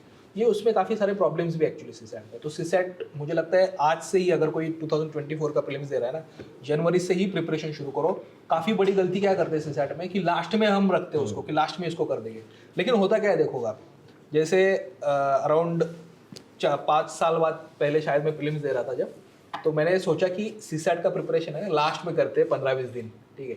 अब लास्ट में 15-20 दिन प्रिपरेशन करते हैं तो मैंने, अब होता क्या है कि उस वक्त हमें लगता है जीएस का भी प्रिपरेशन नहीं हुआ, तो हम उसको पोस्टपोन करने लगते हैं, नहीं आप 15 दिन आप नेक्स्ट डे करते हैं, ठीक है, फिर नेक्स्ट डे करते हैं, हमेशा ये होता है हमारा। फिर नेक्स्ट डे क्या हुआ, 13 डे अब बचे थे, तो मैंने एक रूममेट को मैंने कहा कि तुमने सीसैट का पहले प्रिपरेशन किया है ना, वो तुम्हारा बुक दे दो मुझे। फिर मैंने बुक देखा, इतना बड़ा बुक, फिर मैं देख रहा हूँ इसमें से क्या क्या प्रिपेयर करूंगा मैं 13 डेज में, ठीक है। एक दिन मैंने ट्राई कर दिया, उसमें टाइम बर्बाद कर दिया, फिर उसको बुक दे दिया, यार मैं नहीं करता सीसैट का preparation, I am going and giving exam as it is, but CSAT was easier that time, ठीक है। तो मैं क्लियर तो कर ही आया उसको, सीसैट को कंफर्टेबली क्लियर कर, लेकिन वो एटीट्यूड अब नहीं चलेगा। अब आपको प्रोफेशनली रोज 1 आवर 2 आवर या 2 वीकेंड्स हर महीने के, ये सीसैट आपको प्रिपेयर करना पड़ेगा। देखिए जीएस का अगर कट ऑफ जा रहा है 100, आपको आ रहा है 95, थोड़ा अच्छा तो नहीं लगेगा, थोड़ा रिग्रेट भी होगा, पर वो रिग्रेट आपका महीने 1.5 महीने से ज्यादा नहीं चलेगा। अब आ जाओगे नॉर्मल मोड में, आपका जीएस कट ऑफ जा रहा है, आपका टोटल 100, आपका जीएस में आ रहा है 105, और आपका सीसेट में अब लटक गए, पूरा साल भर वो रिग्रेट नहीं जाएगा। सही है। और आपकी प्रेपरेशन, आपके आउटकम पे इफेक्ट पड़ेगा उसका, अरे यार मैं तो सीसेट से रुक गया, कभी भी आपके मन से वो बात नहीं जाएगी मेरे तो सीसेट रह गया, मेरी तो ऑप्शन की तैयारी भी थी, मेंस की भी तैयारी थी, काश ये और आ जाता। तो सीसेट बहुत जरूरी है उस रिग्रेट से बचने के लिए, आपके आप पूरे साल भर को बर्बाद कर सकते हो नेगेटिव एटीट्यूड। सही है ना, वो हर बार पढ़ने बैठे को तो आपके मन में रहेगा, काश मैंने थोड़ा पढ़ लेता, काश मेरा सीसेट हो जाता, ठीक है, यार ये गलती कर दी मैंने, तो काफी हैंडल करना भी डिफिकल्ट हो जाएगा। इसलिए सीसेट मुझे लगता है अब प्रोफेशनली पढ़ना चाहिए, प्रॉपर्ली पढ़ना चाहिए, सीसेट को इग्नोर नहीं करना है। अब मार्केट में आप जा रहे हो, दुनिया भर के शॉप्स खुली हुई हैं किताबों की, और ये वो रिसोर्स इकट्ठा कर लो, कंटेंट इकट्ठा कर लो। पहली बात तो कंटेंट का एग्जाम उतना है नहीं, 50% कंटेंट है, 50% आपकी पर्सनैलिटी वो सब चीजें करती है। फिर एक बच्चे को लगता है सर मैंने पहला प्रीलिम्स दिया, अच्छी तैयारी की, ये मेरे सोर्सेज थे, मेरे टीचर्स ने बताए थे, ये मार्केट में बहुत सोर्सेज है, मैंने इसका किया, अच्छे से पढ़ा, मेरा प्रीलिम्स रह गया। दूसरी बार भी आपने वही पढ़ा क्योंकि किसी ने आपको बोला कि आप रिवीजन करो, एफिशिएंसी बढ़ेगी, वो सब करके दूसरी बार भी आपने सोर्स को फॉलो किया, आपका नहीं हुआ। तीसरी बार जब बच्चा आता है कि सर अब मैं क्या करूं बताइए जरा, तो उस केस में हमको क्या लगता है रिसोर्सेज के लिए उसकी अप्रोच क्या रहनी चाहिए? क्या उन्हीं चीज़ों को फोकस करता रहे, कुछ नया लेके आए, क्या चेंज करे अपनी स्ट्रेटेजी में भी, क्या चेंज करे रिसोर्सेज के साथ साथ? अगर देखो 2 बार नहीं हो रहा, और ये देखना पड़ेगा कि क्यों नहीं हो रहा है, क्या मार्जिन से छूट रहा है या फिर बहुत ही बड़ा गैप है। ऐसे हमारे पास मेंटरशिप में स्टूडेंट्स हैं जिन्होंने 2-3 बार दिया है, प्रीलिम्स नहीं हुआ है, बट उनकी 50 से कम आ रहे हैं जीएस में, तो आप उनको बिगनर ही मान के चलो, और शायद से जो किताबें वो पढ़ रहे हैं, शायद से या जो नोट्स वो फॉलो कर रहे हैं उनको चेंज करने की जरूरत, या फिर किताबें चेंज करने की जरूरत नहीं, बट उनको लग रहा है उन्होंने पढ़ के समझ लिया, बट शायद से नहीं समझे, ठीक है। और अगर जो मार्जिन से बचे हैं, जो लोग जस्ट मार्जिन से, कई लोग होते हैं या सी सेट में लटक गए, जीएस में क्लियर था, तो उनकी प्रॉब्लम शायद से नॉलेज उसकी चीज की नहीं थी, इट्स मोर अबाउट कि उनकी अप्रोच वगैरह को लेके, स्ट्रेटजी को लेके, कि अगर सी सेट को ज्यादा टाइम दे, या मान लो 90 कट ऑफ आपके 85 आए, ठीक है, 5 मार्क तो आप 5-6 मार्क तो एडिशनल ऐसे ही गेन कर सकते हो अगर आप थोड़ा काम कंपोजर रखो, अपना थोड़ा कॉमन सेंस यूज करो, आपका लॉजिकल गेसिंग की एफिशिएंसी इंप्रूव कर लो, शायद से टेस्ट टेकिंग स्ट्रेटजी जरा से इंप्रूव कर लोगे। मसले भैया चाहे आपकी स्ट्रेटजी हो, चाहे आपके रिसोर्सेज हो, लकीर का फकीर बनने की जरूरत नहीं, थोड़ा फ्लेक्सिबिलिटी हमेशा रखना चाहिए। अपने आप को एनालिसिस करोगे चीजों की, तब आप समझ जाओगे। अगर आपको कोई बताने वाला भी है कि बेटा देखो ये ठीक है बट इससे रिजल्ट नहीं आ रहा है, तो कुछ ना कुछ हम लोग नया कुछ एडिशन कर सकते हैं, कुछ यहाँ से घटा सकते हैं। उसमें भी फिर से सर वही आता है ना कि आपने first of all again examine yourself कि रिसोर्सेज की जो लिस्ट आपने बनाई थी सच में वो पढ़ा था या नहीं पढ़ा था, ठीक है। ऐसा भी होगा ना फिर से कि तुमने वो अच्छे से पढ़ाई नहीं है और फिर आप कह रहे हो कि मेरे रिसोर्स की वजह से मेरा प्रीलिम्स नहीं हुआ, तो first of all again analyse yourself कि did you study that resource properly, जिस तरीके से पढ़ना था उसको, क्योंकि शायद बाकी टॉपर्स भी तो वही रिसोर्स पढ़ रहे हैं, उनका तो हो रहा है, तुम्हारा नहीं हो रहा है, तो पहले वो देखो तुमने कराया नहीं, और फिर नेक्स्ट उसमें देखना आपको चाहिए कि लेट्स से आपने जो पार्ट स्किप किया है, शायद वो रिसोर्स आप उसमें ऐड कर सकते हो। जैसे हिस्ट्री में अगर लेट्स से एनसीईआरटी आपने पढ़ा है, तो may be next time NCERT revise तो करोगे आप, तो आप तमिलनाडु हिस्ट्री का जो बुक है उसको ऐड करके देखना, ओके, शायद उसमें कुछ एक्स्ट्रा इन्फॉर्मेशन आपके पास होगी, ओके। तो उस तरीके से एडिशन में हम कुछ फ्रेशनेस भी आती है, हाँ, थोड़ा अलग भी, वो चीजें स्टैग्नेंट हो गई थी। मैं तो एक पॉइंट बताइए, एनालिसिस वाला पार्ट है ना, अब ये हमने बोला है हर बट कोई ढंग से नहीं करता, सब इसको मेंटली वैसे ही करते हैं। इसलिए हम लोग मेंटरशिप में क्या करते हैं, ये जो एनालिसिस जो करते हैं हर एक सब्जेक्ट के लिए, हम उनसे पूछते हैं कि भाई आपने प्रीलिम्स में इसके लिए क्या पढ़ा, मेंस के लिए इससे क्या पढ़ा, वहीं हमें पता चल जाता है कि जैसे पॉलिटी एंड गवर्नेंस के लिए मैं पूछता हूँ कि प्रीलिम्स में इसके लिए क्या पढ़ा, वो बोलते हैं सर लक्ष्मीकांत। फिर मैं पूछता हूँ आपने एनसीईआरटीज पढ़ी है, कहते सर हाँ हमने पढ़ी। मैंने कहा अच्छा आपने कितनी बार पढ़ी है एनसीईआरटी? कुछ एनसीईआरटी से नोट बना के लक्ष्मीकांत में ऐड किए? नहीं किए। तो वो आपने एनसीईआरटी पढ़ी, उसका कंटेंट तो कभी आप ना रिवाइज करोगे ना यूज कर पाओगे। बस जो आपने पढ़ा है ओरिजिनली लक्ष्मीकांत ही पढ़ा है। तो लक्ष्मीकांत से जितने क्वेश्चन आएंगे कर लोगे, बट कुछ पॉलिटी से कॉन्सेप्चुअल क्वेश्चन आते हैं जो पॉलिटिकल थ्योरी में आप जो लिबर्टी वगैरह उनके ऊपर आते हैं, जहाँ पे दिमाग, वो वाले एनसीईआरटी से सॉल्व होते हैं, वो नहीं कर पाओगे। अप्लाइड पार्ट में बच्चे जो स्टडी पोर्शन पढ़ ही रहे हैं लगातार, उसमें करंट अफेयर ऐड नहीं करते। करंट अफेयर नहीं करते। आप करंट अफेयर को एज अ मैगजीन पढ़ रहे हो, आपने जो स्टैटिक नोट्स पिछले 2-3 साल में बनाए हैं जो आपका प्रीलिम्स नहीं क्लियर हो रहा है, आप वहां पे उनको एज अ एग्जांपल के तौर पे आप उनको क्यों नहीं ऐड कर रहे हो? ताकि नेक्स्ट टाइम अपने स्टैटिक पार्ट को भी पढ़ो तो आप उससे रिलेट तो करो कि अच्छा यार ये चीज जो है यहाँ पे करंट अफेयर में आई थी, तो मेंस के आंसर लिखने में आपको बेटर रहेगा आपके लिए। लेकिन नहीं, हम लोग करंट अफेयर को सेपरेटली पढ़ रहे हैं, स्टैटिक पार्ट को सेपरेटली पढ़ रहे हैं। और सर मुझे लगता है इसमें ना थोड़ा कोचिंग में भी, टीचर्स ने भी अभी चेंज होना चाहिए, क्योंकि अब वो ज़माना चला गया, अब थोड़ा सा अलग तरीके से आपको पढ़ना है। वो क्या है कि वही 7-8 साल पहले का content again they are teaching that only, ठीक है। अब यूपीएससी भी तो थोड़ा अलग तरीके के सवाल पूछता है ना, तो आप उसमें एक्स्ट्रा, जैसे हम अभी हिस्ट्री के नोट्स हमारे जैसे है या बाकी हमारे सब्जेक्ट के, तो उसमें हम क्या करते हैं, काफ़ी सारा ऐसा एक्स्ट्रा कंटेंट भी हमने दिया है, ठीक है, जो कि आपको it takes a lots of effort to create that particular thing. लेकिन वो जरूरी है कि आप अब ये मत करना, यूपीएससी के पीछे मत भागना, थोड़ा आगे का सोचिएगा। जैसे स्टूडेंट को कुछ एक्स्ट्रा कंटेंट दे दिया तो स्टूडेंट कहता है सर ये तो मुझे लगता है कि किसी भैया ने कहा कि इसको नहीं पढ़ना चाहिए, ये ज़्यादा नहीं पढ़ना चाहिए, वो लेकिन वो क्या होगा, अब यूपीएससी उस पर क्वेश्चन पूछ लेगा नेक्स्ट टाइम। यूपीएससी तरह स्मार्ट हो गया है। पिछली बार क्या क्वेश्चन पूछा उसने जीएस पेपर 1 में कि discuss the geographical factors for economic growth of ancient India, development of ancient, development of ancient, development of. अब वो उसने ज्योग्राफी भी जोड़ दिया, उसने हिस्ट्री भी जोड़ दिया, उसने इकोनॉमी भी जोड़ दिया। अब जितने स्मार्ट वो आपसे 4 स्टेप हमेशा यूपीएससी आगे है। तो इसीलिए वो कोचिंग में भी थोड़ा सा अपना पढ़ाई का दायरा वही सेम रट के, वही पुराना 10-10 साल का आप कहते हो आप एक्सपीरियंस्ड हो, लेकिन वही एक्सपीरियंस, पुराना एक्सपीरियंस ही दिखा रहे हो। नया कुछ इवॉल्व करो खुद की स्ट्रैटेजी में, नया कंटेंट लाओ, स्टूडेंट्स को पढ़ाओ, ठीक है। बाद में ऐसा नहीं होना चाहिए, मतलब हर बार वही होता है ना, यूपीएससी कुछ अलग पूछ लेता है और फिर आप कहते हो अनप्रेडिक्टेबल एग्जाम है, ये है अनप्रेडिक्टेबल, लेकिन हमारे हाथ में जो है उतना तो कम से कम आप कर सकते हो ना, अपडेट योर कंटेंट। अगर स्टूडेंट खुद नहीं कर पा रहा है तो आप उसकी मदद कीजिएगा ताकि वो अपडेट कर पाए इन सारी चीजों को। तभी तो आपके को भी अपने टीचर्स को काफी इवॉल्व होना चाहिए, चेंज करने पड़ेंगे। मतलब ये इवोल्यूशन दोनों तरफ से होगा, आप इवॉल्व करिए, इधर से इवॉल्व करिए। स्टूडेंट देखो, स्टूडेंट आपके सी वन थिंग यू कैन, बाकी स्टूडेंट को एज अ कस्टमर भी अगर कोई देखते हो तो student is not like other customers, कि जहां आप ये कहोगे, फॉर एग्जाम्पल से मूवीज में हम कहते हैं ना कि मूवीज कितनी भी फालतू होगी तो वो क्या कहेगा कि वो तो ऑडियंस चूज करेगा उसको कौन सा मूवी देखना है कौन सा नहीं देखना, क्योंकि ऑडियंस है ना, ऑडियंस देख लेगा। क्या है, स्टूडेंट के बारे में ऐसा नहीं है ना, स्टूडेंट आपके पास आता है because he doesn't know something, ठीक है। तो मतलब ये आपका ड्यूटी है कि आप स्टूडेंट को सही गाइडेंस दे दो, ठीक है।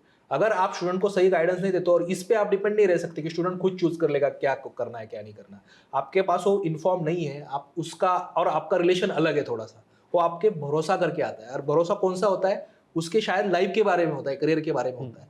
तो इसलिए wish must be updated with this movie तो आपने 2 घंटे जाके देखनी है ना, वो स्टूडेंट तो आपसे साल डेढ़ साल है, तो ये तो रिलेशन है, प्रॉपर रिलेशन है वन, तो उसके लिए तो आपको भी रिस्पॉन्सिबिलिटी होना पड़ेगा, और स्टूडेंट को भी ये देखना पड़ेगा कि ये सिर्फ एक कमर्शियल ट्रांजैक्शन नहीं हो रही है, टीचर के मेरे बीच में जस्ट मैं फीस दे रहा हूँ, ये मुझे पढ़ा रहे हैं, नोट्स मिलके चलो काम खत्म, नहीं ऐसा नहीं है, ठीक है। आपको भी थोड़ा उस चीज से आगे जाना पड़ेगा, टीचर को तो आना ही पड़ेगा, तो दोनों चीजें मिलके ही रिजल्ट लेके आती हैं। हालांकि यूपीएससी अनप्रेडिक्टेबल तो है ही, और उसमें ये जब हम नहीं करते ना, अपडेट नहीं होते ना, तो फिर वो प्रीलिम्स के बाद एक क्राइंग इंडस्ट्री बन जाती है, रोना धोना शुरू कर दो कि यूपीएससी ने ऐसा पूछ लिया, ठीक है, यूपीएससी तो ऐसा ही करता है, हमारा कॉन्फिडेंस कम हो गया है, सब ये हो गया है। तो अब ये टीचर ने खुद ने नहीं पढ़ाया था अपना जितना पढ़ाना है, तो इसलिए उसमें से क्वेश्चंस नहीं आए, तो ब्लेम तुम्हारा भी है ना कि तुमने एक्चुअली नहीं पढ़ा है, लेकिन वो रोना शुरू कर देता है फिर, ठीक है, कि देखो यूपीएससी तो इतना अनप्रेडिक्टेबल हो चुका है, इतना खराब हो चुका है, ऐसे है, ये तो स्टूडेंट्स का कॉन्फिडेंस कम कर रहा है। यस, वो भी कुछ एक्सटेंट तक ट्रू है, लेकिन तुम तुम्हारी ड्यूटी करो पहले, बाद में रोने से पहले तैयार रखो स्टूडेंट्स को उसके रिस्पेक्ट में। ठीक, बहुत बढ़िया। तो जो स्टूडेंट नहीं क्लियर कर पा रहे हैं 1-2 बार में प्रीलिम्स, ठीक है, तो उनके लिए मोटे मोटे तौर पे आप क्या सजेशन देना चाहोगे? सबसे पहला काम, अगर 2 बार आप नहीं क्लियर कर पाए हो तो बैठो, हफ्ता भर भले इसके लिए ले लो, कुछ पढ़ना नहीं है नया, बट बैठ के देखो हर एक सब्जेक्ट के लिए आपने क्या किताबें पढ़ी हैं, कितनी बार पढ़ी हैं, कितने अच्छे से पढ़ी हैं, for both prelims and mains. मतलब ये देखो कि अभी तक आपने क्या किया है।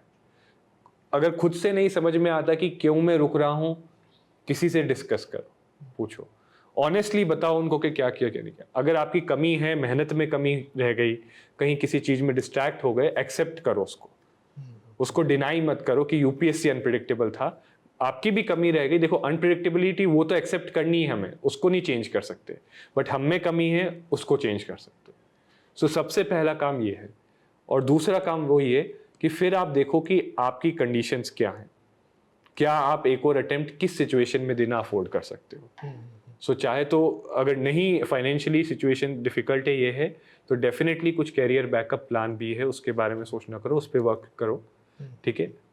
और उसके साथ साथ जो है फिर जो आपकी कमियां आपने आइडेंटिफाई की उन पे वर्क करना शुरू करो। सर मुझे तो वही लगता है कि अगेन इंट्रोस्पेक्शन करना, देखना कि अगर आप कहते हो 2 years or 3 years, तो 3 years में क्या आपने सच में पढ़ा था या नहीं, वे क्या आप सिंसियर थे तैयारी के दौरान, ये सबको पता होता है। ठीक है, नहीं लेकिन चाहिए मैं कितना दे रहा हूँ, नहीं वैसे नहीं सर, जो 3 साल जो है तो सच में तुमने पढ़ा था या नहीं पढ़ा था, ऐसा भी है ना कि आई स्पेंड माई 3 years, ठीक है, वो तो नेक्स्ट स्टेप आ गई कि सब्जेक्ट फिर कौन से पढ़ने। पहले तो अगर तुमने पढ़ा ही नहीं अच्छे से, तुम्हारी कमिटमेंट ही नहीं थी, ठीक है, तो पहले आइडेंटिफाई करना कि कमिटमेंट थी या नहीं, ये खुद से सच बताना पड़ेगा आपको, ठीक है, फाइन। जैसे मुझे एक प्रिपरेशन में 2 बार इंटरव्यू देने के बाद मुझे कहीं ना कहीं पता चला कि अब मेरी इसमें कमिटमेंट नहीं रही है उतनी, ठीक है, तो मैंने एग्जिट कर दिया उसमें कोई प्रॉब्लम नहीं है, मुझे अगर पता है नहीं कमिटमेंट मेरी। तो अगर आपको सबसे पहले देखो कि कमिटेड थे या नहीं आप, अगर थे, आप सिंसियरली कर रहे हो ये सारी चीजें, तो ठीक है, फिर एनालाइज करना जो सर ने कहा, ठीक है, कि कौन से सब्जेक्ट से आपने सही नहीं किया है, कोई मेंटर का आप गाइडेंस ले लीजिएगा, कोई भी मेंटर हो सकता है कि क्या आगे कर सकते हैं। और फिर अगर 3 अटेम्प्ट या 2 अटेम्प्ट दे चुके तो नेक्स्ट अटेम्प्ट में याद रखना कि this is your last attempt. बात घुमा फिरा के वही है, अगर आप डूब रहे हो और आपने तैरना नहीं सीखा है 2-3 अटेम्प्ट में, तो डेफिनेटली अगर आपको बचना है उस सिचुएशन, तो किसी का हाथ तो पकड़ के आपको ऊपर आना ही पड़ेगा। तो हेल्प लेने से बिल्कुल मत कतराएं, मेरा तो ये मानना है। अगर आप के आसपास कोई है आपके क्लोज तो वेल एंड गुड है, नहीं तो किसी अच्छे मेंटर का आप हाथ पकड़ के, कम डूबोगे तो नहीं, आपका सही रास्ता दिखा के जो है आपको लगा सकते हैं। सही है। तो सेल्फ लर्निंग ऑफ कोर्स बहुत अच्छी चीज है, लेकिन एक मेंटर के साथ अगर आप सेल्फ लर्निंग करते हो, आई डोंट थिंक उससे बेटर कोई आज के टाइम में ऑप्शन है। पढ़ तो सभी रहे हैं, सब पढ़ रहे हैं मोर और लेस। दिक्कत दूसरी चीजों में भी है, स्ट्रेटेजी हो जाए, आपकी खुद की पर्सनैलिटी हो, आपने जिस तरीके से तैयारी किया वो तरीका ठीक नहीं हो, है ना, तो सिर्फ यूपीएससी को ब्लेम देते रहेंगे तो फिर तो आप लकीर को पीटते रहो, उससे कुछ होने वाला तो है नहीं। तुम्हारे लिए तो यूपीएससी बदलेगा नहीं, अपने आप को ही बदलना पड़ेगा, बदलना तो ऑब्वियसली बात है, ठीक है, वो तो बदल। हाँ, तो शायद यूपीएससी बदलना भी चाहता है हमें, या स्टूडेंट्स को बदलना भी चाहता है कि अब ये बस बहुत हो गया आपका, कि आप ये आपकी 5 ईयर प्लान लेके मत आना यहाँ पे। सही बात है, ठीक है, आप कुछ ऑनेस्टली आप भी सोचिएगा कि ये करना चाहिए। एंड लास्टली एक रियलिटी, मतलब स्टूडेंट्स जो भी आता है इस प्रिपरेशन में उसको एक्सेप्ट करना चाहिए कि इस एग्जाम में गारंटी नहीं है, you have to accept this reality, ये सच्चाई है।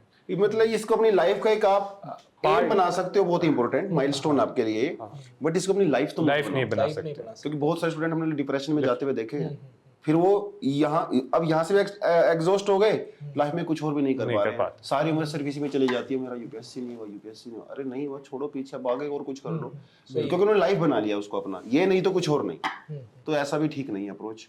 वो थोड़ा मोटिवेशन बिजनेस से थोड़ा सा वो थोड़ा अगर बाजू साइड में रहे तो अच्छी बात है, क्योंकि मोटिवेशन बिजनेस से फिर क्या होगा कि वो वैसे ही करता रहेगा, वो साइकिल में ट्रैप होता रहेगा। I don't have plan B, ठीक है, आई एम विनर, ये सब कुछ ठीक है। आप शायद फर्स्ट 1 अटेम्प्ट में 2 अटेम्प्ट में आपके पास नहीं होना चाहिए प्लान बी, उस वक्त आप कॉन्सेंट्रेट करो पूरी तरीके से पढ़ाई में। पर जैसे ही आपके 2 अटेम्प्ट खत्म हो जाते हैं और आपको लगता है कि आप सिंसियरली पढ़ रहे हैं लेकिन फिर भी नहीं हो रहा है, then start thinking about changing your strategy as well as taking up something else. कोई जॉब होगा, कोई और कुछ करना है, या कोई और कोर्स करना है आपको। लेट्स से किसी ने, मुझे लास्ट टाइम डिस्कशन हुआ था मेरा कि उसको फिनांस में एमबीए करना था, आई थॉट कि you should go ahead with that, ठीक है, क्योंकि आप जो पढ़ा है ऑलरेडी वही आप रिवाइज करने वाले हो। लेकिन ये ट्रू एडवाइस देता नहीं है ना उनको कोई, सब कोई मोटिवेशन ही देने में, कॉल शेयर करने में ये हो रहा है। नहीं, ये सबसे मुश्किल काम है ना, क्योंकि एक ये जो है ये शुरुआत से ही क्रिएट होता है सोशल मीडिया से। कोई जो एंटर करता है वो शुरू में सोशल मीडिया पे देखता है ये ग्लैमर वगैरह, अटैच हो जाता है। अब वो अटैचमेंट में बत्ती वाली जो स्लो मोशन की वीडियोस आती हैं, वो करके वो लॉन्ग टर्म नहीं चलता है, वो आईएएस आईपीएस के गोल में शुरू में अटैच होके आता है, तो शुरू में वो फैक्टर होता है। बट 1-2 साल बाद फैक्टर होता है संक कॉस्ट वाला, कि 2 साल मैंने मेहनत कर दी है तो अब तो यार पीछे 2 साल पीछे नहीं जा सकता मैं। तो कभी कभी हमें एक्सेप्ट करना पड़ता है, कुछ चीजें छोड़नी पड़ती है। You have to leave somethings in life. और ये सिर्फ एग्जाम नहीं पर लाइफ में ही ये चीज अप्लाई होती है। हर चीज चिपक के नहीं बैठना है किसी चीज से, कुछ और देखो, अपनी लाइफ में अच्छा कर ही लोगे, सिंसियर हो लाइफ को लेकर तो कुछ ना कुछ कर ही लोगे। तो अब आप MS धोनी का देखना, इतना उनका करियर अच्छा था फिर भी उन्होंने एक टाइम पे रिटायरमेंट ले ली ना, like in dignity we actually went. Okay, railway वाली नौकरी छोड़ी, वो भी एक डिसीजन लिया उन्होंने कि यार अब ये कुछ और करना पड़ेगा, यहाँ पे भी उन्होंने छोड़ा। हर चीज का ऐसा ही होता है, तो don't make it a life.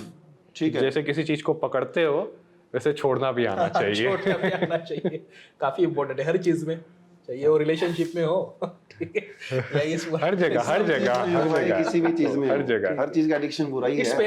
It's painful to live that, but of course करना तो है आपको, और आपको कुछ दिन में पता चल जाता है उसके जब एडवांटेजेस। एक see it's actually about time, ठीक है, कि मे बी शुरुआत में आपको गलत लगता है लेकिन कुछ दिन के बाद you will get used to that. In fact आपको और अच्छा लगेगा क्योंकि आपके लाइफ में चेंज होता है, ठीक है। पहले आप एक ही चीज बार बार कर रहे थे, now when you are having change, तो चेंज होने के बाद आपको अच्छा लगता है एक्चुअली। देखो लड़ तो कोई टॉप पोजीशन के ले रहा है ना हर कोई, है, कितने सारे लोग क्रिकेटर खेलते हैं, वो तो जाना टीम सब थोड़ी जाते हैं टीम इंडिया में, तो यहाँ पे सब सिलेक्शन के लिए आ रहे हैं, लेकिन जो नहीं भी हो पा रहा है जिनका बहुत सारे रीजंस होने की वजह से, तो इसका मतलब ये नहीं है कि आपकी लाइफ खराब हो गई या कुछ ऐसा हो गया।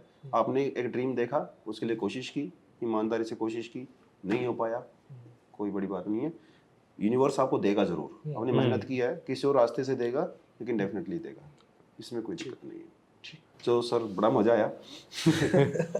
सो एवरीवन, प्रेप IAS पे हमारा ये पहला पॉडकास्ट था जिसपे हम लोगों ने बहुत सारे टॉपिक के बारे में डिस्कशन किया, लेकिन जो सेंटर टॉपिक हमारा वो यही था कि जो रिपीटर्स हैं, यानी कि जिनका 1-2 बार में प्रीलिम्स क्लियर नहीं हुआ है या मेंस क्लियर नहीं हो रहा है, वो अपने लिए क्या क्या चेंजेस कर सकते हैं, क्या बेटर स्ट्रेटेजी लेके आ सकते हैं, चाहे वो रिसोर्सेज के रिगार्डिंग हो, प्रेपरेशन के रिगार्डिंग हो, पर्सनैलिटी के रिगार्डिंग हो। तो इस रील्स और शॉर्ट्स के ज़माने में अगर आपको एक क्वालिटी चाहिए तो डेफिनेटली टाइम हम लोग नहीं देखते हैं, और UPSC एस्पिरेंट के लिए टाइम मैटर भी नहीं करता है, क्योंकि जब बात सिलेक्शन की होती है तो हम लोग शॉर्ट टर्म गोल पे नहीं जाएंगे, क्योंकि ये T20 का मैच नहीं है, ये एक टेस्ट मैच है, ये एक मैराथन है, और इस मैराथन में थोड़ा सा पेशेंस और हार्ड वर्क दोनों को साथ लेके चलना पड़ता है। तो कमेंट सेक्शन में आप ज़रूर बताएं कि आप और फ्यूचर में किस टॉपिक पे जो है पॉडकास्ट या हमारी डिस्कशन देखना चाहते हो, तो उसके साथ ही हम लोग बात करेंगे। और ईमानदारी से जुड़े रहें हमारे साथ, और अपनी प्रेपरेशन भी ईमानदारी से करें। डेफिनेटली ये जर्नी थोड़ी लंबी हो सकती है किसी किसी के लिए, लेकिन एंड में जो रिजल्ट है वो बहुत अच्छा होने वाला है। इसी के साथ thank you, all the best, जय हिंद।